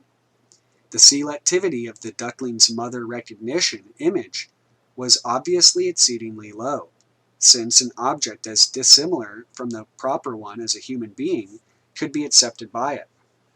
That of the goslings was somewhat higher, since a human being behaving normally would not have satisfied it. The stature and above all the characteristic sounds demanded are typical of the proper object and would in all but the most exceptional circumstances provide an insurance against miscarriage. Nevertheless, even in the gosling, the selective mechanism did not require that this object should possess, e.g., feathers and a beak, and it is fair to conclude that these features simply do not exist in the mental world of the gosling or duckling. The duck's mating patterns, on the other hand, present an example of extreme selectivity, for the choice of a mate of the exact subspecies of the subject is safeguarded by the small flag of brightly colored feathers, arranged in a geometrical design, which are found on the duck's wing. These flags vary in design from one subspecies to another, and Tinbergen states that individuals of related subspecies, although almost indistinguishable in general appearance from those of the subject's own, are refused as mates unless this tiny detail is of the appropriate pattern. In other words, we might say that the emotional importance of this apparently trivial and superficial marking must be disproportionately great in the duck's love life. Reactions of this nature he describes as isolating mechanisms. At this point, it is worth asking why the selectivity of the recognition elements should vary so widely. The answer is that they have developed fortuitously and happen to meet the demands of the natural environment. The lower the selectivity of the recognition element is, the greater is the probability of mistaken projections or miscarriages of the instinct. If, however, the reproduction rate of the species suffices to cover the losses incurred by such miscarriages, the position remains stable and no higher selectivity need be developed. If, on the other hand, there arises in the species a strain equipped with a more highly selective recognition image, and if that strain happens for any reason to be better fitted for survival in the environment of the moment, then it will gradually outnumber and finally oust the strains with the lower selectivity, and the image of higher selectivity will become part of the normal equipment of the species. I say for any reason advisedly, for it need not be the higher selectivity itself which possesses the survival value. It may be genetically associated with some characteristic of a totally different nature in which the higher survival value resides. Say, for example, a higher resistance to cold, a longer neck, or a larger liver. In such a case, the higher selectivity of the recognition image will be, so to speak, carried as excess luggage by the species, and will tend to persist, or even to become intensified, far beyond the optimum point. Nature has no foresight, and there is no guarantee that the natural devices for dealing with any particular problem are necessarily the best possible solutions. It can only be asserted that in the given circumstances they are adequate, since otherwise the species in which they are embodied would have died out. In consequence, natural species reveal many characteristics which have been developed far beyond the optimum point of usefulness, sometimes to grotesque exaggerations, which can be nothing but a handicap in competition, when conditions become unfavorable, with other species not so encumbered. As examples, the extravagances in the plumage of many male birds, the peacock's tail is the crowning instance, and the senseless elaboration in the structure of some flowers may be quoted. The incredibly intricate social organization of some insects is another case in point, for what do they gain by it? Other closely related species survive very well without it. The fossil beds are encumbered with the relics of abortive experiments, in which some particular feature has, so to speak, got out of control and exaggerated itself to impossible proportions, eventually dragging the species with it to extinction. There have been creatures which developed such enormous and rigid carapaces, or grew to such a monstrous size, that they were scarcely capable of moving, plants which developed foliage of such luxuriance that they were unable to survive the smallest decrease in the water supply, animals which specialized so excessively in the utilization of some particular food that they became exclusively dependent on it and died out when it was no longer available, and innumerable others, the cause of whose failure we do not know. The great new developments, such as the conquest of the dry land and of air, the regulation of body temperature, etc., have been achieved by inconspicuous species, which had not specialized or carried any particular tendency to exaggerated lengths, for it was they which possessed the great powers of adaptation. See H.G. Wells, Julian Huxley, and G.P. Wells, The Science of Life.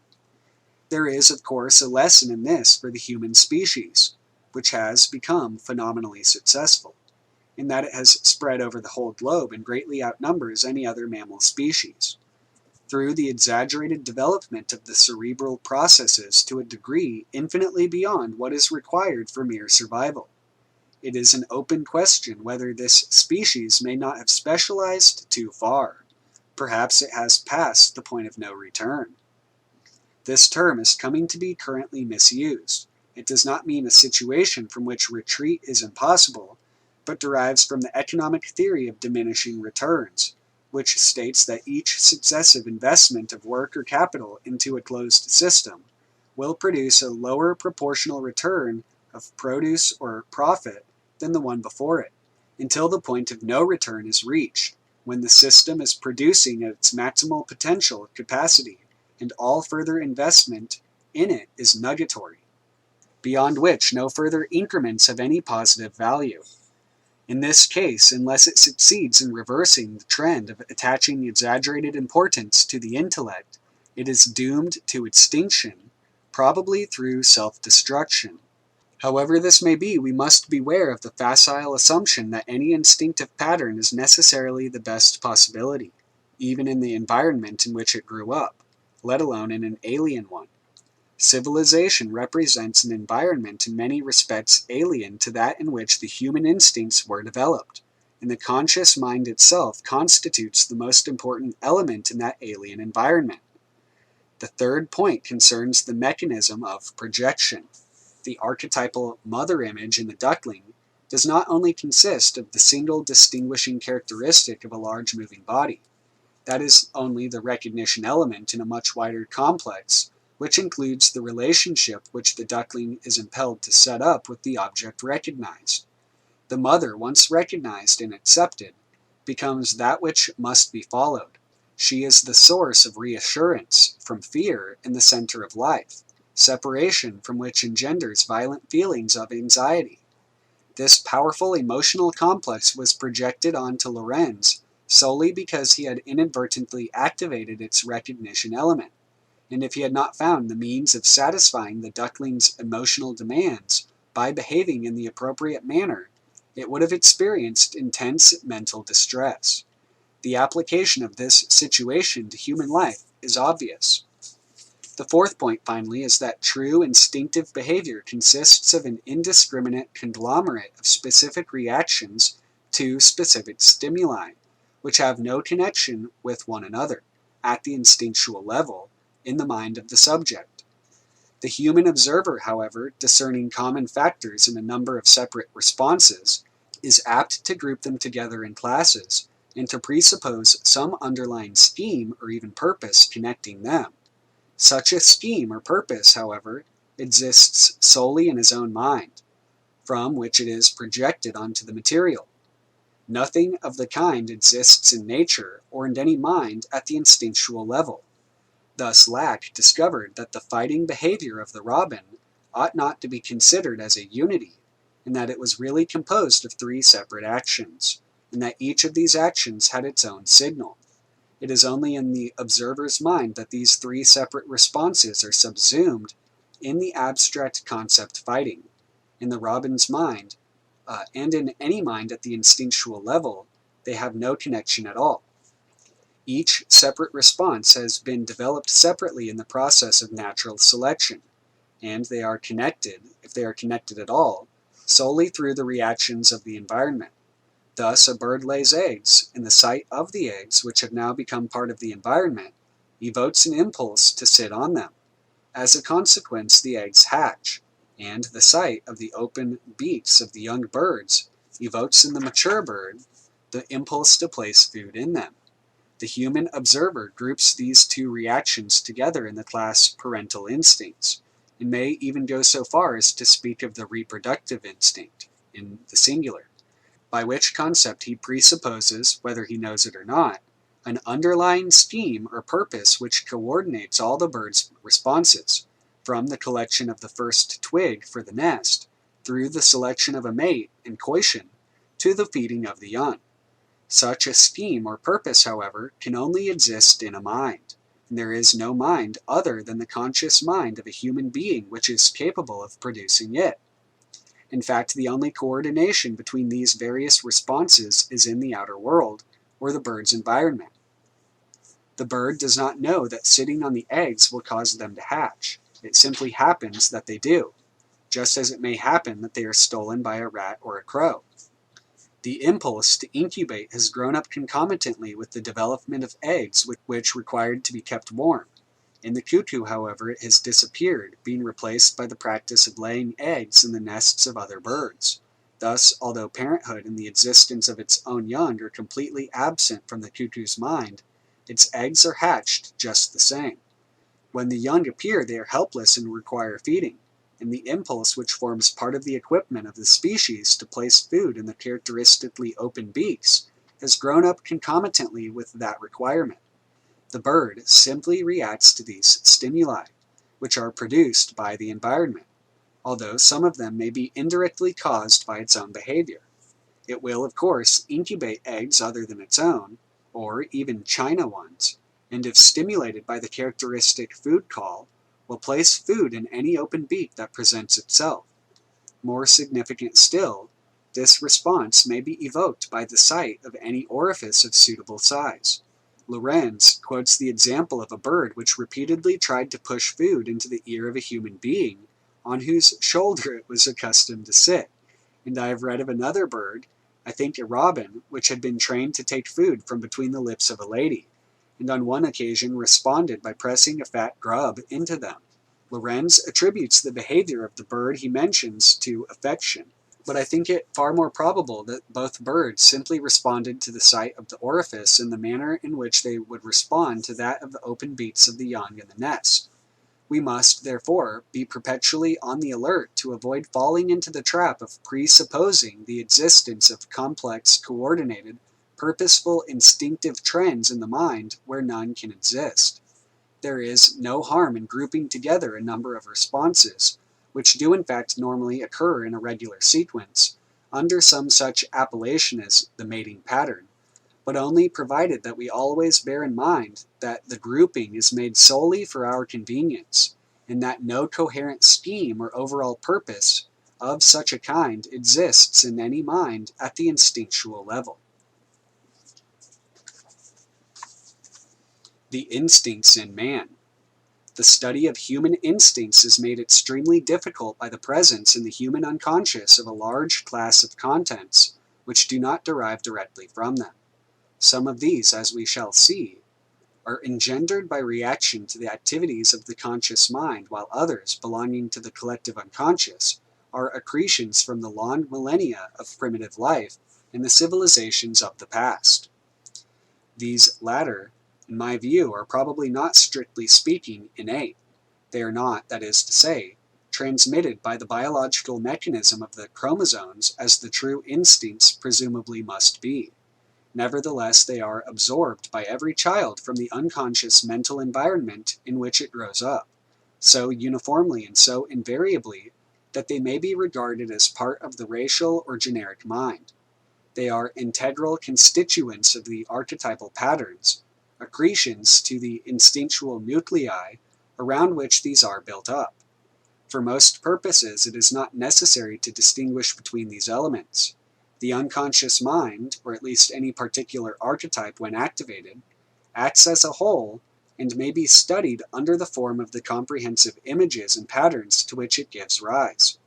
In one respect, however, it is useful to make a distinction, and that is in the matter of the susceptibility of the respective elements to deliberate alteration. The special neurosensory mechanisms in which the instinctive reactions are based are obviously no more capable of change than those which control the digestive or other involuntary processes of the body. They may be capable of adaptation to a limited degree, but the basic pattern of their functioning is part of our unalterable generic nature. It is, therefore, impossible to change our instinctive reactions.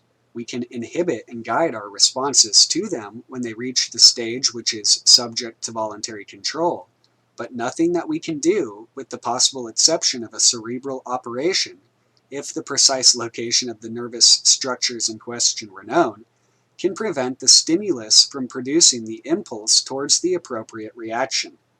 Thus, if I am subjected to a stimulus which produces the reaction of fear, such as a violent and unexpected noise, nothing can prevent the impulse towards the appropriate reaction, which is to run away and hide, from manifesting itself in my mind. Simple people who are frightened by thunder commonly pull the bedclothes over their heads. I have been told of another pretty example of such an unsuitable instinctive response in the behavior of a man disarming a high explosive shell. He held it at arm's length. Obviously, if it had exploded, the additional 2 feet or so by which he was thus removed from it could not possibly have saved him from annihilation. But he was dealing with something dangerous, and instinct demanded that he should keep as far away from it as possible. But if I am ashamed of such conduct, I may inhibit the response by an effort of the will. If I am regularly and repeatedly subjected to this stimulus over a considerable period, moreover, as in the case of a bombardment, or even of living in a noisy street, my unconscious mind may take itself over the inhibition, so that I cease even to be aware of my alarm. Nevertheless, a conflict is set up in my mind in either case, and it is an established fact that prolonged subjection to such conditions will take its toll of the nervous constitution. The elements of the collective unconscious which derive from unconsciously absorbed human traditions, on the other hand, are almost certainly not based in neurosensory structures. Having been acquired during life, they are presumably capable of being changed or eradicated. This cannot be achieved by a simple effort of the conscious will, but it is probable that prolonged concentration on them, combined with a clear understanding of their nature, may result in depotentializing them. As an example, the reaction to a uniform may be quoted. The uniform, not in its literal sense, but in that of a special type of clothing or adornment associated with privileged position, is and has been for millennia the badge and symbol of authority. For even in primitive tribes, the chief and the medicine man are distinguished by special adornments. As a consequence, it is well known that any person wearing any type of unusual and striking clothing, provided that the impression he makes is not merely ridiculous, or adorned with chains, stars, feathers, or even metal buttons or a belt, enjoys more prestige with his fellows than one normally clad. One may recognize the fact and be under the impression that one is immune to the reaction, but it almost certainly occurs nonetheless. I myself, for instance, having been in the army, still have dreams involving military insignia as symbols of rank and authority, although, or possibly because, my conscious attitude towards such things is deprecatory. Now, the reaction to authority as such is based in true instinct, for it is the pattern of subordination to parents or other adults of the species with which young animals of almost all species are equipped at birth. Gregarious species, moreover, almost invariably possess an additional tendency to submit to a herd leader, and the human species is strongly gregarious. No human being, therefore, can ever rid himself of the tendency to self-subordination. He must of necessity project it onto some object, but the vital question concerns the choice of object which he makes. Conceivably also, the tendency to look for visible distinguishing marks, or even for oral ones, for obedience can often be obtained by shouting, is also based in instinct. For in some other species, at any rate, the older males who act as leaders are equipped with exaggerated antlers, manes, or similar marks of mature virility. They also often bellow or roar. In man, the only corresponding natural characteristic is the beard, which does not attain an impressive length until comparatively late in life. And it is a fact that authority figures in dreams and fantasies are very frequently bearded. The tendency to look for some such visible distinguishing mark in the authority object is, therefore, possibly also ineradicable.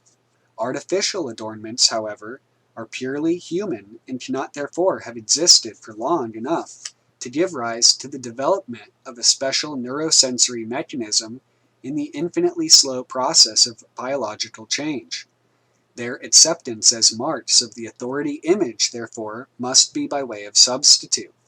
They are purely mental accretions to the instinct-based authority image. As such, although they may be very deeply rooted in the unconscious, as my own experience mentioned above demonstrates, they must be inherently capable of change. By learning to differentiate between these two elements, the unalterable tendency to self-subordination and the alterable marks by which the authority image is recognized, it should be possible to discover the most suitable object for the projection of the latter. Something in the nature of a spiritual deity is obviously indicated, but it must be remembered that the objects of projection cannot be arbitrarily chosen by the conscious mind. Projections arise from the unconscious, and any attempt to coerce it in its choice provokes violent opposition.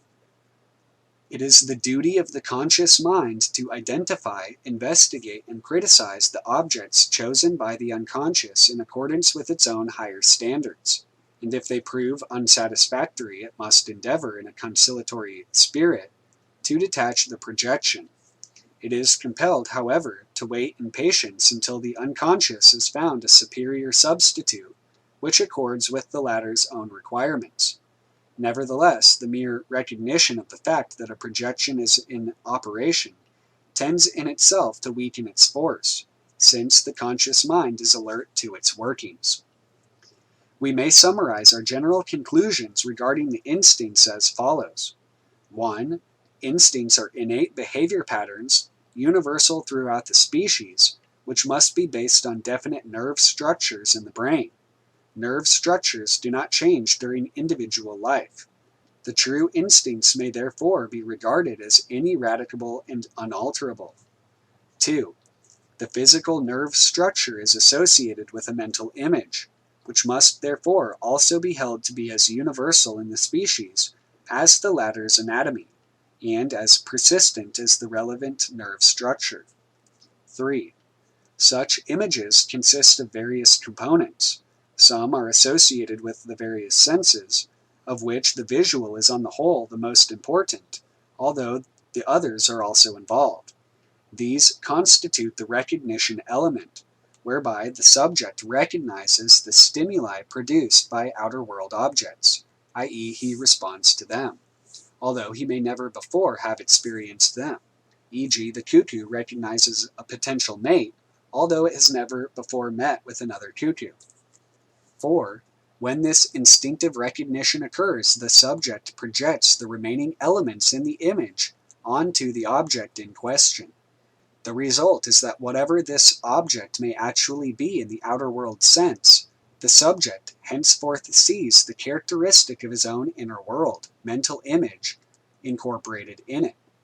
E.g., Lorenz's duckling having projected the mother image from its own mind onto Lorenz, henceforth regarded him as its mother, and in its own sense, not in ours. In the inner world psychological sense, in fact, Lorenz actually was its mother, and its outer world mother did not exist. 5. The remaining components which are thus projected are largely emotional and are accompanied by impulses to set up certain relations with the chosen object. Thus, Lorenz's duckling was placed in a situation of emotional dependence on him, and was impelled to set up the relationship of remaining close to him and demanding reassurances of his presence by the exchange of vocal signals. 6. The selectivity of the recognition element varies enormously in the same pattern as between different species, and in the same species as between different patterns. E.g., the mother recognition element was found by Lorenz to be considerably more highly selective in goslings than in ducklings, and among ducks, the mate recognition element is far more highly selective than the mother recognition element. These variations may well be fortuitous and need not necessarily possess any survival value in themselves. All that we can say of them is that in the natural environment in which they have grown up, they represent at least the minimum selectivity necessary to ensure the survival of the species, but they may very well exceed it.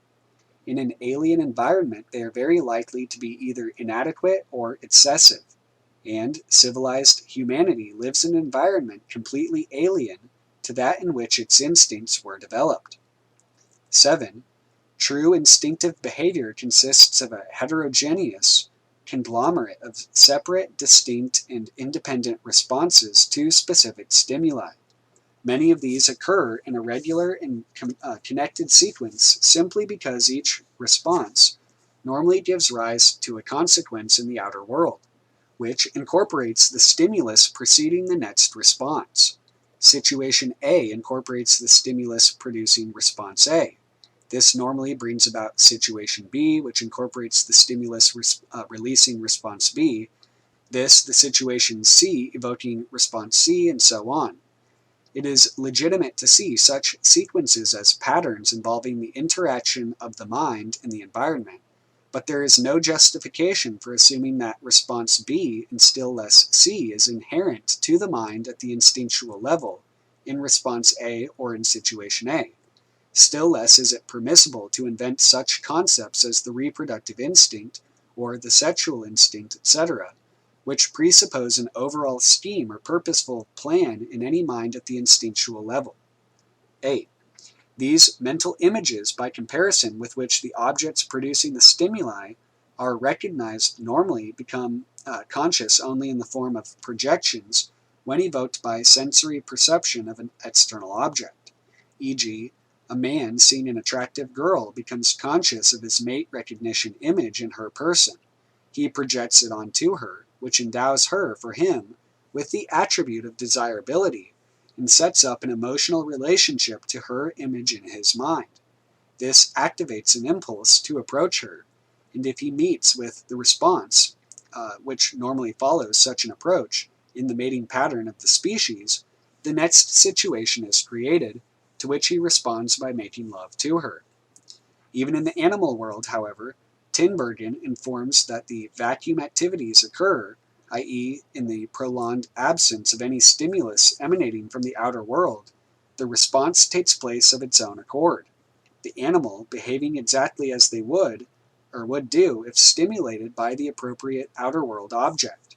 Although these animals are not conscious in the human sense, it is permissible to assume that the recognition element, the image of the stimulus, is present in their minds on such occasions in much the same form, whatever it may be, in which it is present when evoked by an outer world object. In human subjects there can be no doubt that this occurs, and although the human being is normally able to distinguish between true and imaginary sensory perceptions, in various abnormal conditions he loses this capacity and experiences hallucinations. In any case, the emotional response and the impulse to adopt the appropriate behavior are activated by the appearance of the image, even when it is known to be imaginary, although normally in a weaker degree, and although the subject is able to inhibit any behavior which might be unsuitable in the circumstances. The human capacity for reflection and introspection implies the ability to hold a succession of imaginary forms, i.e., such as are not produced by sensory perception of the outer world, before consciousness, and it is easy to see that such a train of thought or imagery will inevitably frequently produce the characteristic forms which stimulate the instinctive responses. The mating pattern in man. It is no longer possible completely to disentangle the true instinctive responses from among the various components which make up the human mating pattern. The true instincts of the species must have been formed in the time of our pre-human and earliest human ancestors. There has been no time in the immensely slow process of biological change for them to alter appreciably since then. Taking 3 generations to the century, the entire 5,000 years during which civilization has existed only cover 150 generations. Since the conscious mind has taken over the direction of our lives, moreover, the fine adjustment of the true instincts has ceased to have any direct bearing on the survival of individuals and the number of offspring which they successfully rear, both of which have become almost entirely a matter of chance. Natural selection, therefore, has ceased to be a factor of importance in determining the genetic inheritance of the species, and that includes the true instincts. Hence, it may be taken as certain that the true instincts of the species have become virtually stabilized since the earliest human times. Civilization itself, of course, cannot have made the slightest difference to them, for it is not innate, but acquired by each individual after birth, and acquired characteristics cannot be transmitted by biological heredity. The importance of our instincts, however, has by no means diminished on that account. Paradoxically, it has, if anything, increased, for we now find ourselves living in an environment to which our instinctual equipment is completely unsuited. Yet our instinctual responses have by no means lost their power.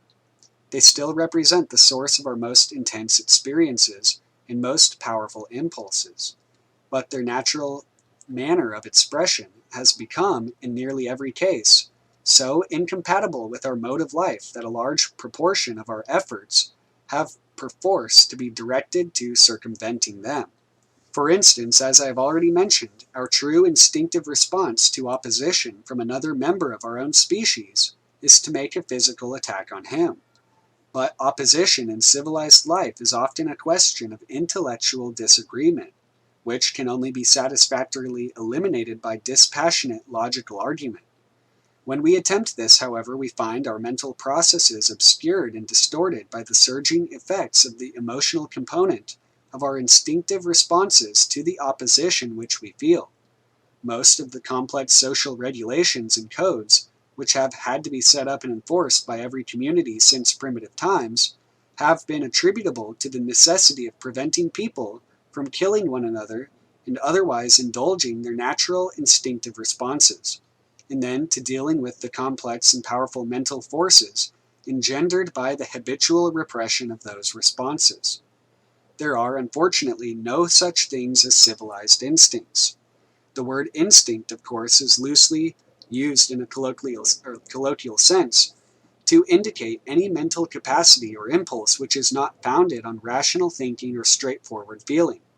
Thus, we talk of somebody having an instinct for making money, for wearing the right clothes, or picking quarrels. There is no objection to this, provided that it is confined to casual conversation, in which everybody knows more or less what is meant, and there is no necessity to be pedantically precise. Such a loose colloquialism, however, is inadmissible in scientific or philosophical thought, in which precision is essential. And if by the term instinct we mean those innate and universal responses to specific stimuli, which have been described above, then we must confine it strictly to them and find other designations for everything which does not conform to the definition. If we adhere to this rule, we have to admit that we are not in a position to identify with certainty more than a very few of the true instinctive components in the mating pattern of humanity. It is impossible to find any human community, even the most primitive, in which the true instinctive responses have not been overlaid by notions and conventions deriving from conscious thought, and attempts to reconstruct what the mating pattern must have been before this happened must remain the purest surmise. A certain amount must be tentatively conjectured on the basis of a close observation of ourselves and of analogies from the animal world, but it is very little. All we can assume with reasonable certainty is the following. A. There must be a recognition element, enabling individuals of either sex to identify a suitable mate, i.e. a member of the same species and opposite sex, and for the male, a female in the childbearing age group. B. This identification must release an impulse to approach or to attract acceptable mates. C. It is reasonably certain from observation of our own behavior and by analogy with the animal world that the activation of the mate recognition element is accompanied, particularly in the male, by an attitude of hostility and pugnacity directed towards the members of his own sex. D. It is reasonably certain from the same sources that after the initial approach, the couple must have a tendency to go through some ritual of courting before the mating is finally established and accepted. E. There must be an impulse to coition, but the question of the stimulus by which it is released is highly uncertain. This matter will be considered later. Nothing beyond this can be established with any degree of certainty. The question whether humanity is by instinct monogamous or polygamous, for instance, remains obscure. Monogamy, of course, does not necessarily imply a lifelong partnership. Such indissoluble marriages do occur in the animal world, but it is more usual for monogamous species to change their partners from one mating season to another.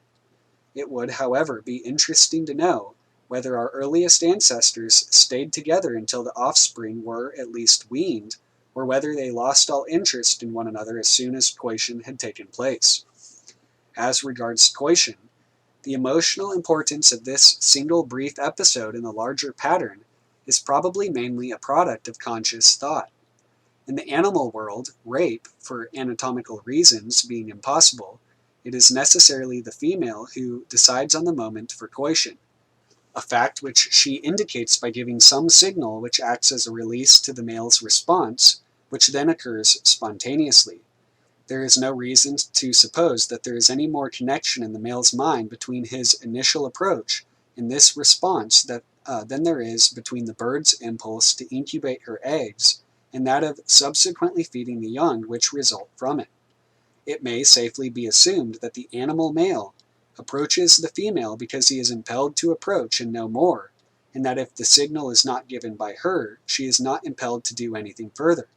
This, at least, may be observed among dogs, who will follow the trail of a bitch in heat for long distances, and will even wait for a considerable time outside her house until she appears.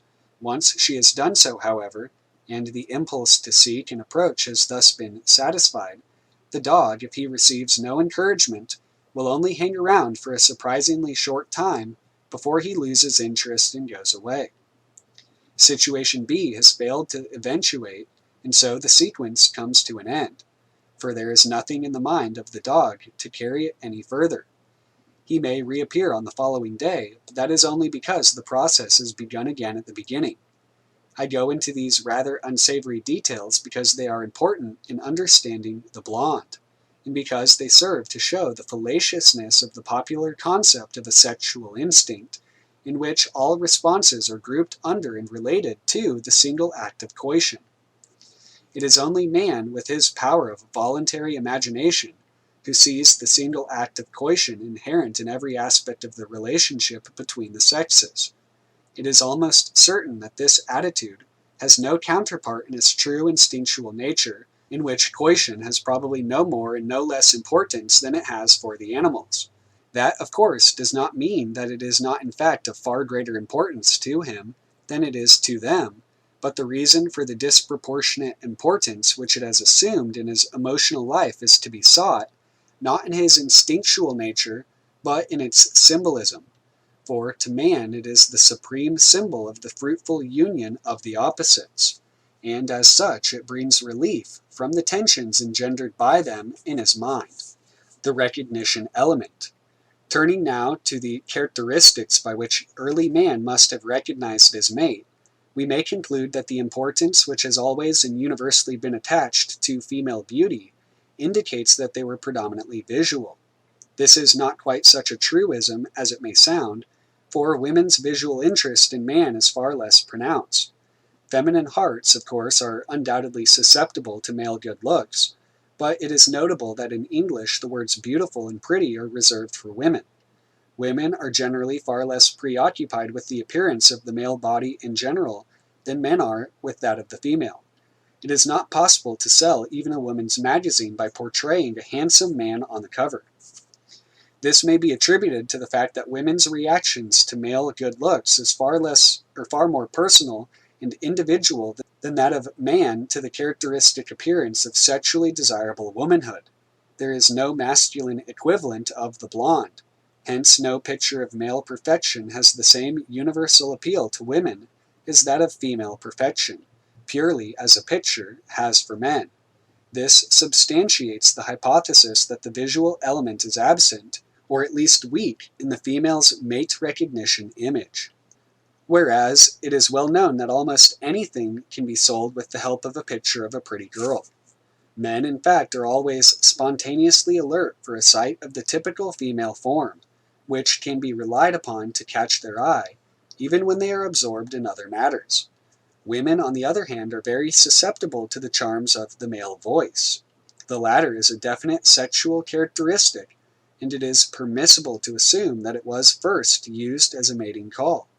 The success enjoyed among women by singers and particularly by crooners, needs no emphasis. There can be no reasonable doubt that man, like the cuckoo, is equipped from birth with a special neurosensory mechanism which enables him to recognize his mate, and that this mechanism reacts predominantly to visual stimuli. In terms of the mind, this proposition takes the form that in man's unconscious mind, there is always a potential image of women consisting predominantly of the visible distinguishing marks of her sex. This fact has always been known to those who have access to the collective unconscious, such as the storytellers, as the following tale indicates. It comes from that invaluable mine of symbolical material, the 1,000 Nights in One Night, or the Arabian Nights, which is a collection of legends and anecdotes compiled probably in Egypt, not later than the 14th century, some of its constituents, however, showing evidence of considerably greater antiquity. The story relates how an embittered father, distressed by what he regarded as the calamitous effects produced by women in the life of man, determined to bring up his young son in total ignorance of the existence of the opposite sex. In this he was successful, until his son reached the age of puberty. But then the lad happened to catch sight of a group of girls. He was immediately captivated and demanded to know to what use these delightful creatures might be put. Needless to say that he soon discovered the relationship between the sexes. Like the cuckoo, he recognized something which he had never seen before, a performance which would be impossible in the absence of a pre-existing image. The story, of course, is not to be taken as a record of outer world fact. It proves nothing in the sense in which the scientific investigations which we have been considering prove our hypotheses in the outer world factual sense. It is the statement of a psychological and inner world truth, namely that the recognition image of the mate exists independently in the mind. The doctors of the Kabbalah have said that the male is not without the female, and as a logical proposition, that is of course a truism, since maleness exists solely by virtue of the existence of its counterpart, femaleness, just as the seller, as such, exists solely by virtue of the existence of the purchaser. But this particular proposition represents a living mental pattern.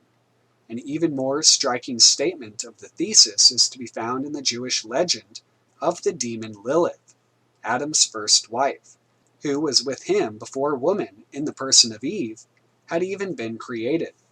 This, of course, was why God said, "It is not good that the man should be alone." Genesis 2:18.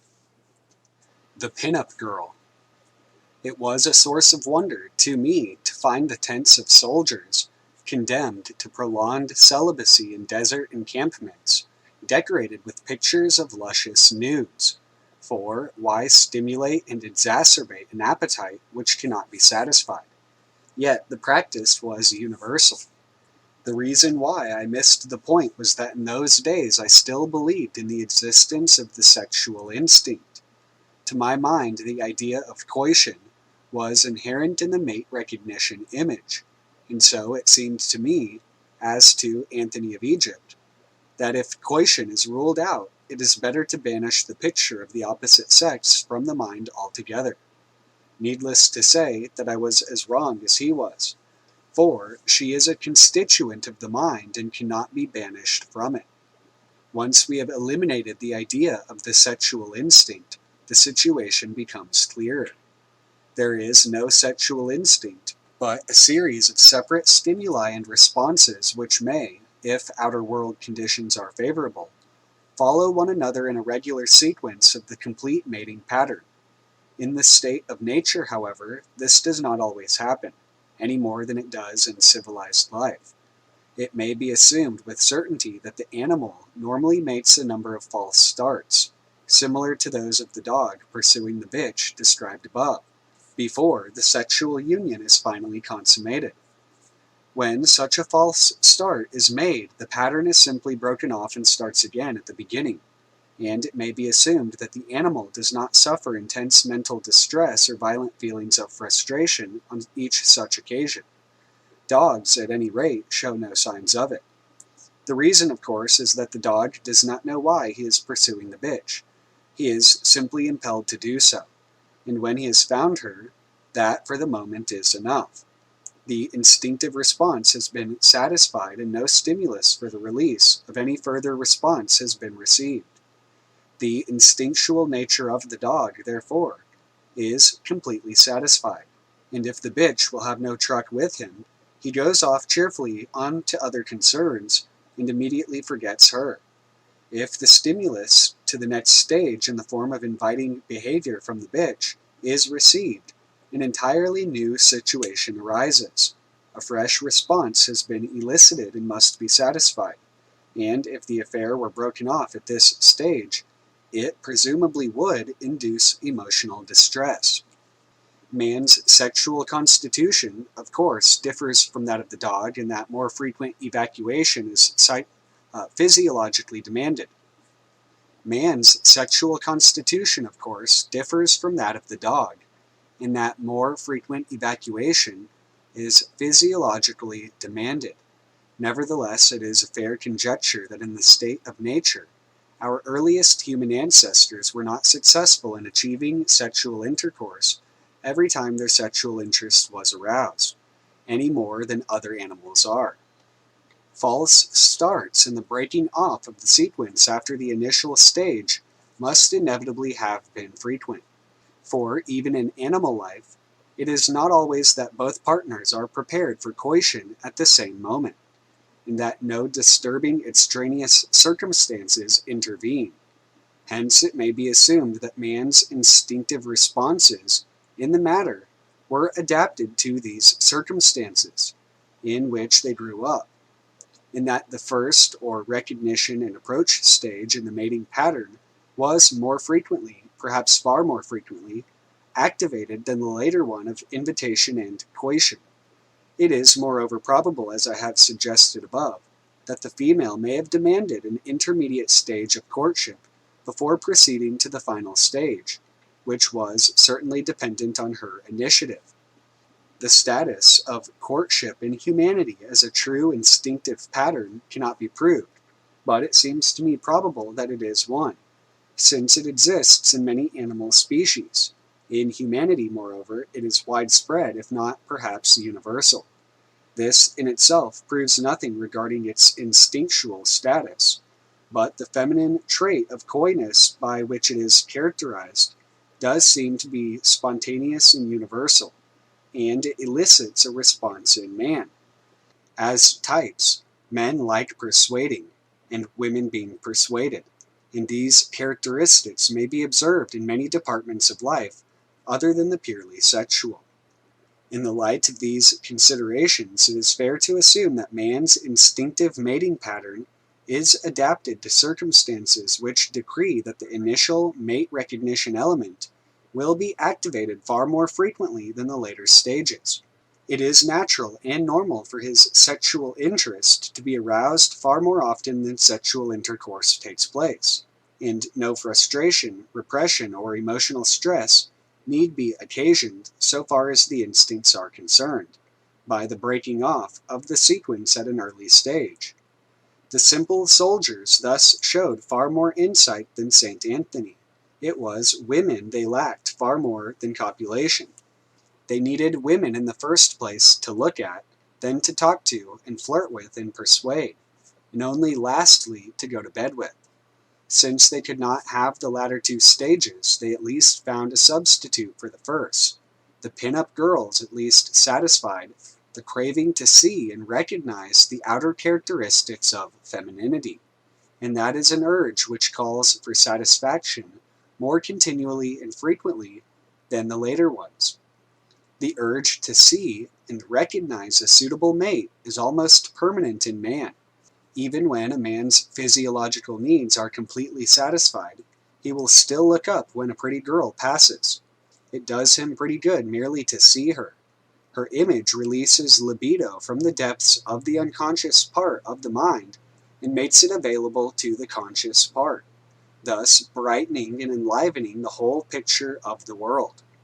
The urge persists even when he has no further physiological needs to satisfy.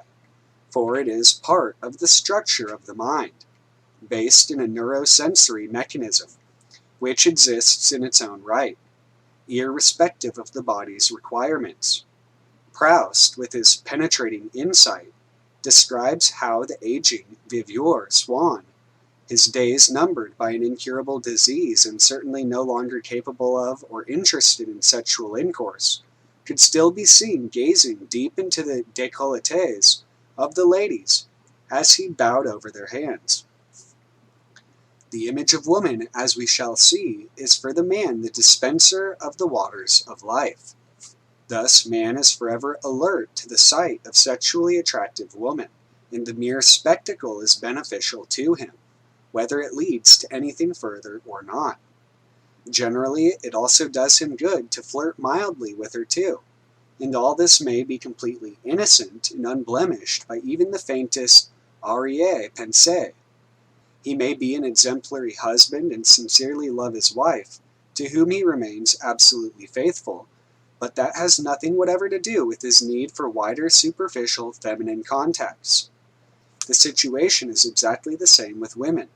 All women, whether they know it or not, enjoy being gallantly approached by any man, even when they have not the slightest interest in him. The approach in itself is a compliment to their femininity, and as such satisfies the first stage of the mating pattern. Equivalent to the recognition and approach stage, it thus does any woman good to be singled out for attention by any man, and provided that his approach is not in any way objectionable or embarrassing, and that she has not got her eye on somebody else, it is a source of pleasure to her and she will generally react accordingly. But this need have no further implications than the masculine flirtatiousness described above. Both sexes, of course, have physiological needs also, which can only be satisfied after their own manner. But, at the instinctual level, the two requirements are almost entirely separate. In the higher regions of the mind, of course, the situation is entirely different, the question of the identity of the partner in sexual intercourse being of the greatest importance. For to any person of sensibility, the intimacies involved are almost unendurable in partnership with anybody to whom he or she is not united by strong, positive emotional bonds. At this level, human beings are human and lay the preponderant emphasis on the individual personality. At the mate recognition level, which is purely instinctive, they are merely animals and are interested only in sign stimuli. If husbands and wives appreciated this distinction better, a lot of trouble would be saved. If a man looks at other women, or a woman at other men, or if either flirts, that is in itself no reason whatever for assuming that he or she is dissatisfied with the marriage partner. Thus, at last, we come back to the blonde. She is the essence of the pin-up girl, the mate recognition image, pure and simple, but distorted by the conscious knowledge of the later stages of the mating pattern. She displays all the outward and visible distinguishing marks of the optimal mate, as Tinbergen describes the phenomenon. The prominent breasts of sexual maturity, the slender waist of youth, etc., in exaggerated form. But in addition to this, she is supremely lecherous. In this lechery, she departs from her instinct-based origin, for the mate recognition image is not in itself the exciter of erotic feelings. If the instinctual pattern is left to itself, these do not arise until later, for first the mate must be approached and courted, and it is only when the appropriate feeling relationship has been established between the couple that she will make the responses which, in turn, act as the sign stimulus releasing the male erotic response. Thus, at the instinctual level, the female at this stage is neither objectively in herself, nor as an image in the mind of man, an erotically toned entity. She is a challenge to courtship and no more. Man, however, can no longer follow his instincts without interfering with them. He thinks erotic thoughts in vacuo, and when the mate recognition image appears, either in fact or in fantasy, He projects the resultant lecherous feelings onto her figure. It is his concupiscence which she bears. Jung points this out in connection with that highly erotic epithalamium, the Song of Songs. The beloved's nose, neck, and breasts are compared to towers, which is evidently a phallic symbolism in which the lover projects the characteristic of his own excitement onto the person of the beloved. It is also the explanation of the pistol which Anna carries in her handbag, a characteristic phallic symbol contained in a characteristic vaginal one. She had been threatening and hostile, but as soon as Eddie wrests the pistol from her, she becomes amenable and sets up house with him. The meaning of this little allegory is that the blonde is not purely feminine. She contains a concealed male element which must be removed from her before she can become a satisfactory mate. And in this connection, it is worth noting that the liaison between Eddie and Anna is the only more or less satisfactory love affair in the whole book, filled though it is with casual cohabitations. It is also worth noting that on his last flight, Slim quite graciously dresses Miss Blandish up in a suit of Rocco's. This is entirely pointless, as obviously a girl in ill-fitting man's clothes would be more conspicuous than in her own. Later, moreover, she goes to some trouble to restore her external femininity, so that here we have another picture of sexual ambivalence. This concealed male element in the blonde may lead to fantasies of lesbianism, a theme which has preoccupied a number of creative artists, notably in undisguised form, Proust and Rodin, and in a concealed form, Dickens. The trouble is that the conscious mind has broken through the proper sequence of the mating pattern, leapfrogging the approach and courtship stages, and proceeding direct from the mate recognition image to the act of coition. This is unavoidable, for once the conscious mind has learnt about coition, it cannot be prevented from seeing it as inherent in the mate recognition image. If, however, the young man or boy in whom this occurs keeps to the rules and leads a normal life, flirting with more or less respectable girls of his own standing, no harm is done, for then he experiences the feminine responses of the courtship stage and his own responses to them, and learns to enjoy the experience. It is, as I have suggested, largely immaterial whether such flirtations lead to anything further or not. Both parties benefit by them simply as such, and both learn to understand the feeling background, not only of the opposite sex, but also of their own. If, on the other hand, the boy is shy of girls and avoids them, because, like Slim, he is afraid they might laugh at him, he never experiences this essential aspect of sexuality. His shyness is probably largely attributable to feelings of guilt concerning his secret erotic thoughts, and the more he avoids women and broods on sexual themes in solitude, the greater grow his feelings of guilt, and consequently his shyness. Thus a vicious cycle is set up, and he is in danger of becoming a misogynist. His physiological requirements remain to be satisfied, and with these he may deal either in solitude or by recourse to prostitutes. The result is very much the same in either case. He habitually short-circuits the middle stages of the mating pattern and never discovers those aspects of sexuality which are concerned with the feelings as opposed to the senses. This course of development is convincingly described by James Joyce in Portrait of the Artist as a Young Man. As an alternative to real women, for prostitutes are not real women so far as he is concerned, this introverted and imaginative type concentrates on the blonde, who is no more than a hollow simulacrum, compounded of the outward distinguishing marks of feminine sexuality and activated solely by masculine lust. She is thus often seen as an automaton or doll. Numerous examples of this symbolism will be given in a later volume, when we come to examine this situation in closer detail. The original nebulous inchoate image which is the result of bringing the function of the relevant neurosensory mechanism to consciousness in the absence of an object externally perceived, becomes in course of time developed, enriched, and filled out by the introjection. This word is used in various senses by psychologists. As used in this study, it means the converse of projection. In projection, attributes of the inner image are imposed on the object.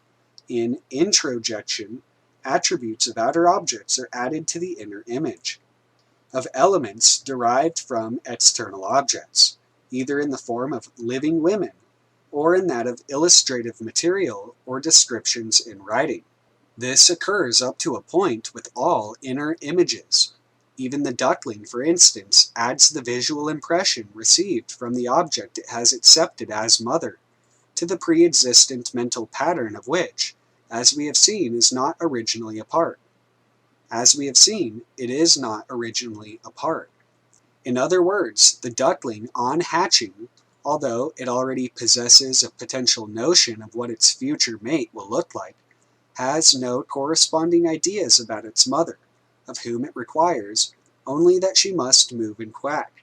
Later it learns to recognize her by sight, whoever or whatever she may be. That already constitutes an introjection, and if the duckling were endowed with the power of voluntary conscious imagination, it might go on to build up an idealized image of motherhood. The constant application of this process to the image of the blonde results in building it up into a synthetic compendium of feminine anatomical characteristics, developed to a degree of exaggeration rarely to be met with on this earth. Compared with such a figure, the erotic attractions of most flesh and blood girls make a poor showing, and beside her straightforward masculine lecherousness, most of them appear aggravatingly inhibited. This leads to a point of great importance, for such a vision of Aphrodite is nowadays no longer the rare possession of a few imaginative introverts. On the contrary, the contemporary cult of film stars with sensational bust and waist measurements and uninhibited private lives suggests that the blonde has become the collective ideal of womanhood in the West. This situation is obviously connected with the teachings of Freud. The concept of the sexual instinct, directed solely towards copulation, and the thwarting of which may have such disastrous effects, has by now percolated to the masses and taken effect on the collective mind. The cinema and the abundance of cheap illustrative material in modern life have also obviously a lot to do with it. But the notion of the relationship between the sexes as an artificial superstructure built up solely on the pleasure provided by the orgasm is, as we have seen, totally at variance with the true instincts, let alone with the higher or specifically human components of the mind. It leads to the habitual leapfrogging of the intermediate stages of the mating pattern, and consequently to the immediate juxtaposition of the recognition and erotic elements, which tend to become identified hereby. Thus, the contemporary young man no longer sees in a pretty girl a pleasant companion with whom he can enjoy himself in flirtation, and to whom he may make love eventually if they find that they appeal to one another, but an object not even for proper intercourse, but for petting. He has no use for purity or restraint. On the contrary, he demands that she must be sexy. She must, in fact, conform as closely as possible to the image of the blonde. The girls with lipstick, brassieres, and skin-tight trousers do their best to comply, and nowadays we find the greatest ladies aping the allurements of the prostitute. The social questions involved in all this are outside the scope of this work. I wish merely to indicate that the problem of sexual behavior represented by the blonde is a very real one, and that it is becoming increasingly widespread. From the social point of view, there are two sides to the question, and the contemporary trend has at least the merit that it is an attempt to abolish the harsh distinction between pure and fallen women, with all that that implied, which disfigured the Victorian era. The question with which we are concerned here is that of the psychological background for the blonde, as we shall shortly see, represents far more than mere sexual behavior. In the blonde, we are dealing not with objective woman as she actually is, but with the image of woman in the mind of man. Women, being by nature pliable and desirous to please, will do their best to conform to the ideal set up for them by men, but that is beside the point. Our interest lies in what man wants or believes he wants, as it is revealed in the picture of the blonde, and this is not because of its effect on his sexual behavior, which is a comparatively minor point, but because of the light it throws on his general mental attitude. In the blonde, he is seen to desire women's outer similitude inhabited by his own lust, a figure supremely portrayed in Swinburne's Faustine. There have been all kinds of other ideals of womanhood. At various times and places it has been customary for men to see her as austere and queenly, as ethereal, or as gentle and submissive. Man has sometimes been moved to regard woman as a sublime mystery, sometimes as an ideal of purity, and sometimes as the source of his inspiration or of his sins. It goes without saying that all these notions are merely projections and have nothing whatever to do with objective women as they actually exist, for women have always been as they are today, ordinary, self-contradictory human beings, very much like men. What we are concerned with, therefore, is a content of the mind, which is seen either in projection, in the form of the pin-up girl and her flesh and blood equivalents, or else directly as an inner image, as the blonde. This erotically toned image of the recognition elements of the mating pattern represents the outer form of woman, but lacking both the courtship element in the mating pattern and all the higher mental aspects of man's relationship to her, is of course nothing new. In a later volume we shall find that it was an important component in the makeup of the classical goddess. The blonde, in fact, differs very little from Aphrodite, or paradoxically from Artemis, who was anything but chaste. Individual men have always known her, but she has not always corresponded with the collective ideal. In the Middle Ages, for instance, although as the Lady Venus she was still well known, the emphasis was placed on a very different aspect of womanhood, that of the Queen of Heaven. The Lady Venus, moreover, in her appearances as the Lady of the Lake, the Queen of Elfland, Melusine, etc., is not only a sorceress but also the repository of supernatural wisdom, an attribute notably lacking in the blonde, with whom the adjective dumb is preeminently associated. We are interested in discovering why the image of womanhood in the mind of man has taken on this aspect at the present time. Is it merely the consequence of Freudianism? I think rather the reverse.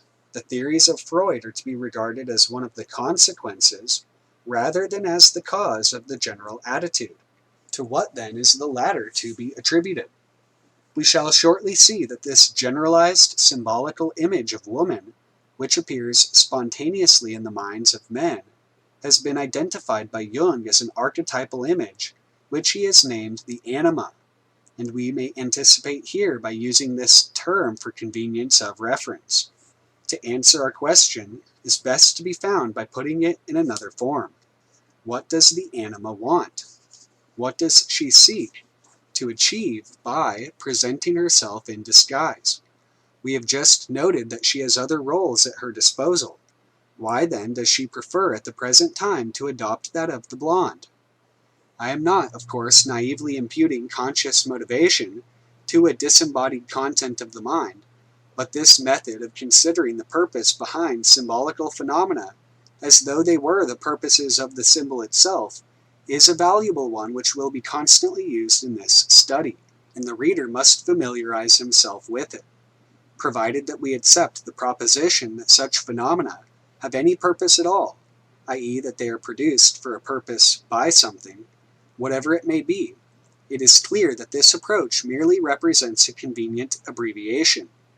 We say, for instance, that the purpose of the telephone bell is to inform us that a call has been put through, but nobody will accuse us on the account of imputing conscious volition to the bell. We know perfectly well that the purpose, in the strict sense, resides not in the mechanism, but in the minds of the officials of the telephone service, who have had the bell fitted. In the last resort, indeed, it is to be found in our own minds, those of the subscribers, who wish for audible notification of a call. The answer to the question, why is the bell ringing, is therefore, so that I may know that somebody wishes to speak to me. It is not strictly correct, for it should be, the bell has been fitted so that I may know when somebody wishes to speak to me. And it is ringing now because a connection with my line has been made at the exchange, for it may, after all, be a wrong number. But such a form of words is superfluous and cumbersome, the short answer sufficing for people who are familiar with such devices. Similarly, the question, why is the anima behaving in this way, is because she wants such and such, and this will suffice for those who are familiar with the theory of the archetypes.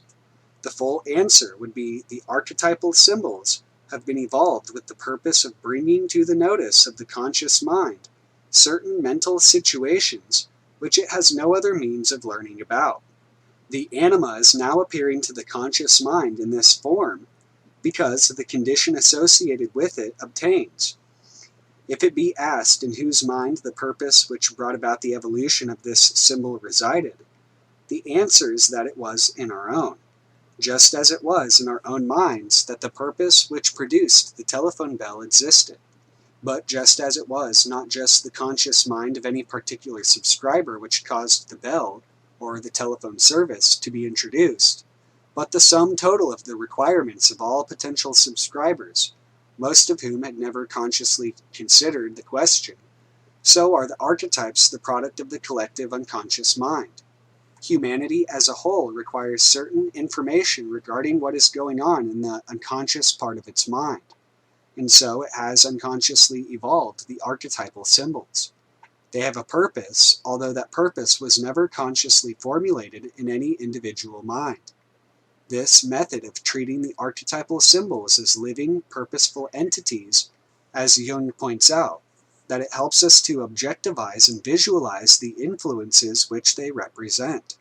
The speedometer in a car does not only provide factual information, it also helps the novice to visualize such speeds as 30 or 60 miles per hour, which hitherto have been mere abstractions to him. As a driver, he must learn to deal with them as practical realities. And if he approaches the question in the light of the idea that the purpose of the speedometer is to tell him when he is going too fast, then the process is greatly assisted. In the matter of symbolism, we are all novices, and the concept of the mental factors represented by, say, the anima, are far harder for most people to translate into terms of reality than is that of abstract speed. The novice must first convince himself that they exist at all, and it is often easier for him to do so if he treats the symbols in the same light as outer world realities.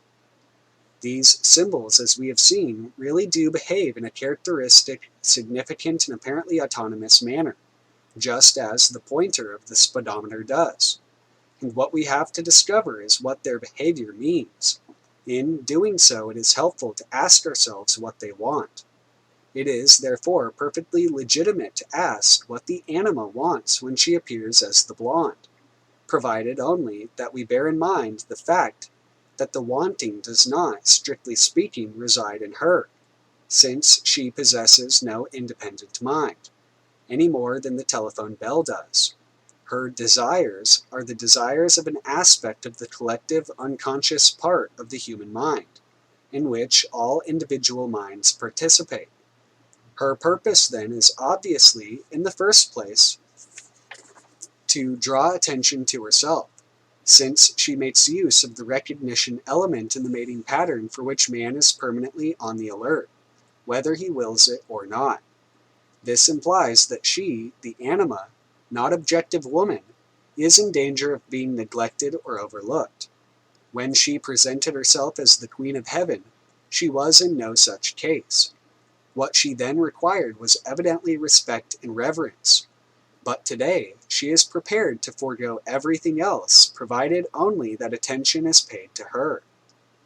Men, apart from exceptional individuals, are obviously in no greater danger of forgetting their sexual nature today than they ever were. It is not simply with the purpose of promoting sexual intercourse that the blonde is making such a parade of her sexuality. It might be contended that in the aftermath of Victorian morality, men are still in danger of paying too little respect to the sexual side of life. And the fact that the blonde is so particularly conspicuous in the Anglo-Saxon countries in which the repression and humbug of Victorian morality was carried to its greatest extremes lends color to this suggestion.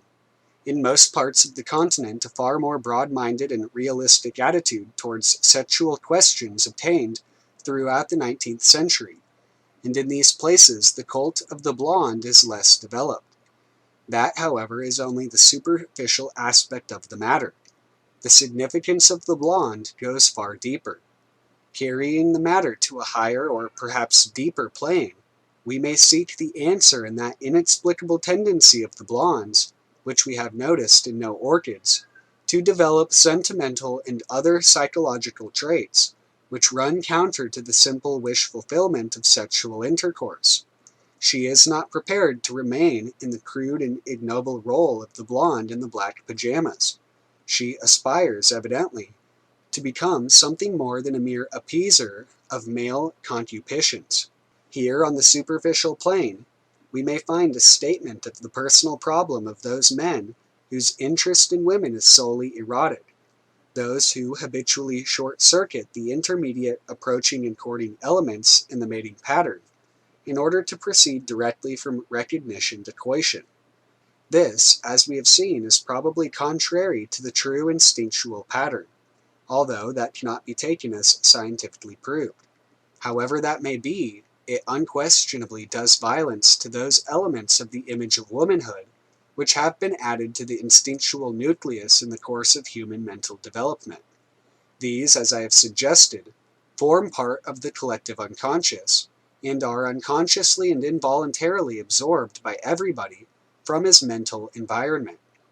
However cynical he may believe himself to be on the subject of women, no man can really free himself from the influence of feeling values which have grown up round her figure in the course of centuries. I refer to such matters as the respect and protectiveness due to her, the challenge she represents, in the respect and confidence which must be won from her in return. These things, together probably with the characteristic instinctive responses of courtship, form an integral part of the universal image of the anima which exists potentially in every man's mind.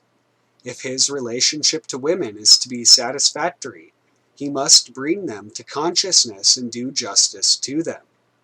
It is not, however, solely a question of a man's relationship to women, important though that is, but of his whole feeling life. It is noticeable that all the elements mentioned, even including the instinctive responses of courtship, are matters of feeling as contrasted with the intellect or the senses. The inference, therefore, is that the blonde's purpose when she insists on her temperament and her sentimental demands at the expense of the simple fulfillment of sexual desire, is to raise these aspects of the totality of her nature to the surface. Here we find part of the explanation of her appearance in an incomplete form, either with her lower half concealed, as behind the counter, or as a mermaid in which it is not yet humanized. The blonde, in fact, is an incomplete version of the archetype of the anima, a version in which the feeling values have been overlooked and remain concealed in the impersonal unconscious.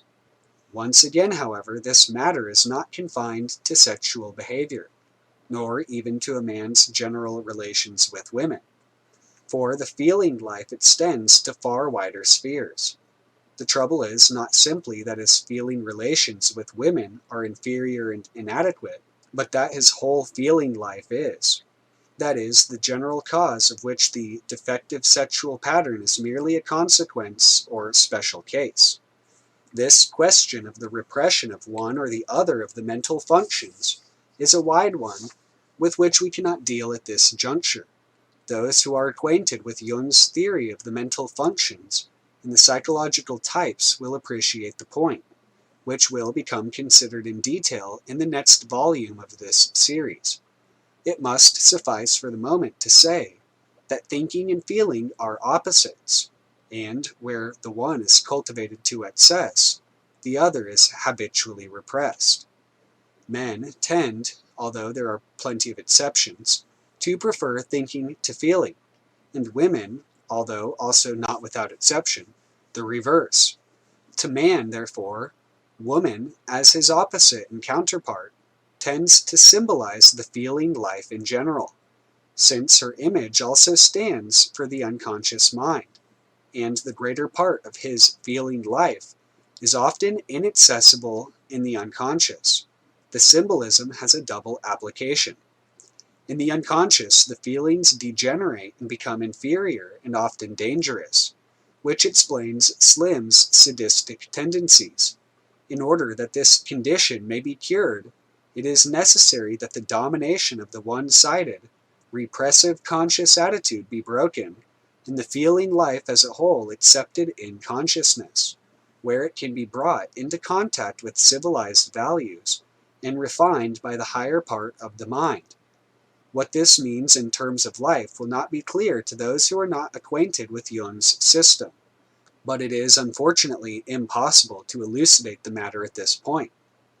This brings us to the part of the explanation of Miss Blandish's mission. She must descend into the underworld of the unconscious, in search of her counterpart and lover, who has been denied access to the world above, in order that she may raise him to the light of consciousness. It is not merely the personal problem of those individuals in whom the feeling life is repressed by an intolerant conscious attitude based on the function of thinking, but the problem of the age, for we have raised the intellect to the position of an infallible divinity, and are in serious danger of losing our psychic equilibrium in consequence. That is why it is so vitally important that the anima should draw attention to herself and beguile man, by any means, however unworthy, to concern himself with her. If only he does so, there is at least a chance that she may be able to teach him the error of his ways.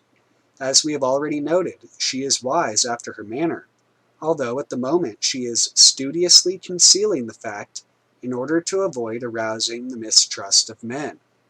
Lastly, moving to a plane still higher, or deeper, we may consider the blonde's role of guardian at the door, which leads through the barrier. This is a matter concerning which we have not yet collected enough information for a full discussion, but I may anticipate by saying that it is a matter of the two worlds, or of man's two natures, the one individual, the other generic. As I have suggested above, in our obsession with personal consciousness, we have largely cut ourselves off from our universal roots, which are to be found in the unconscious mind, and this is an even greater danger than our loss of feeling values. Some of its more serious implications will be discussed later in this study. The anima, therefore, assuming the ignoble externals of the blonde, stations herself at the door in order to lure men into the world of the other side. Some of its more serious implications will be discussed later in this study. The anima, therefore, assuming the ignoble externals of the blonde, stations herself at the door in order to lure men into the world of the other side. If they trust her and understand how to deal with her, she will act as their guide in these mysterious regions. They will be able to return to this world, wiser, freer, and possibly in possession of the treasure of wholeness. The anima, who is the queen of heaven as well as the hash house waitress, is, as we shall see shortly, nothing less than man's soul. We have seen her as a mermaid rising from the waters of the unconscious. The anima, who is the queen of heaven as well as the hash house waitress, is, as we shall see shortly, nothing less than man's soul. We have seen her as a mermaid. Rising from the waters of the unconscious, in search of the love of man, in order that she may win a soul. That is only another way of saying that she is man's soul seeking the completeness that only his love can give her.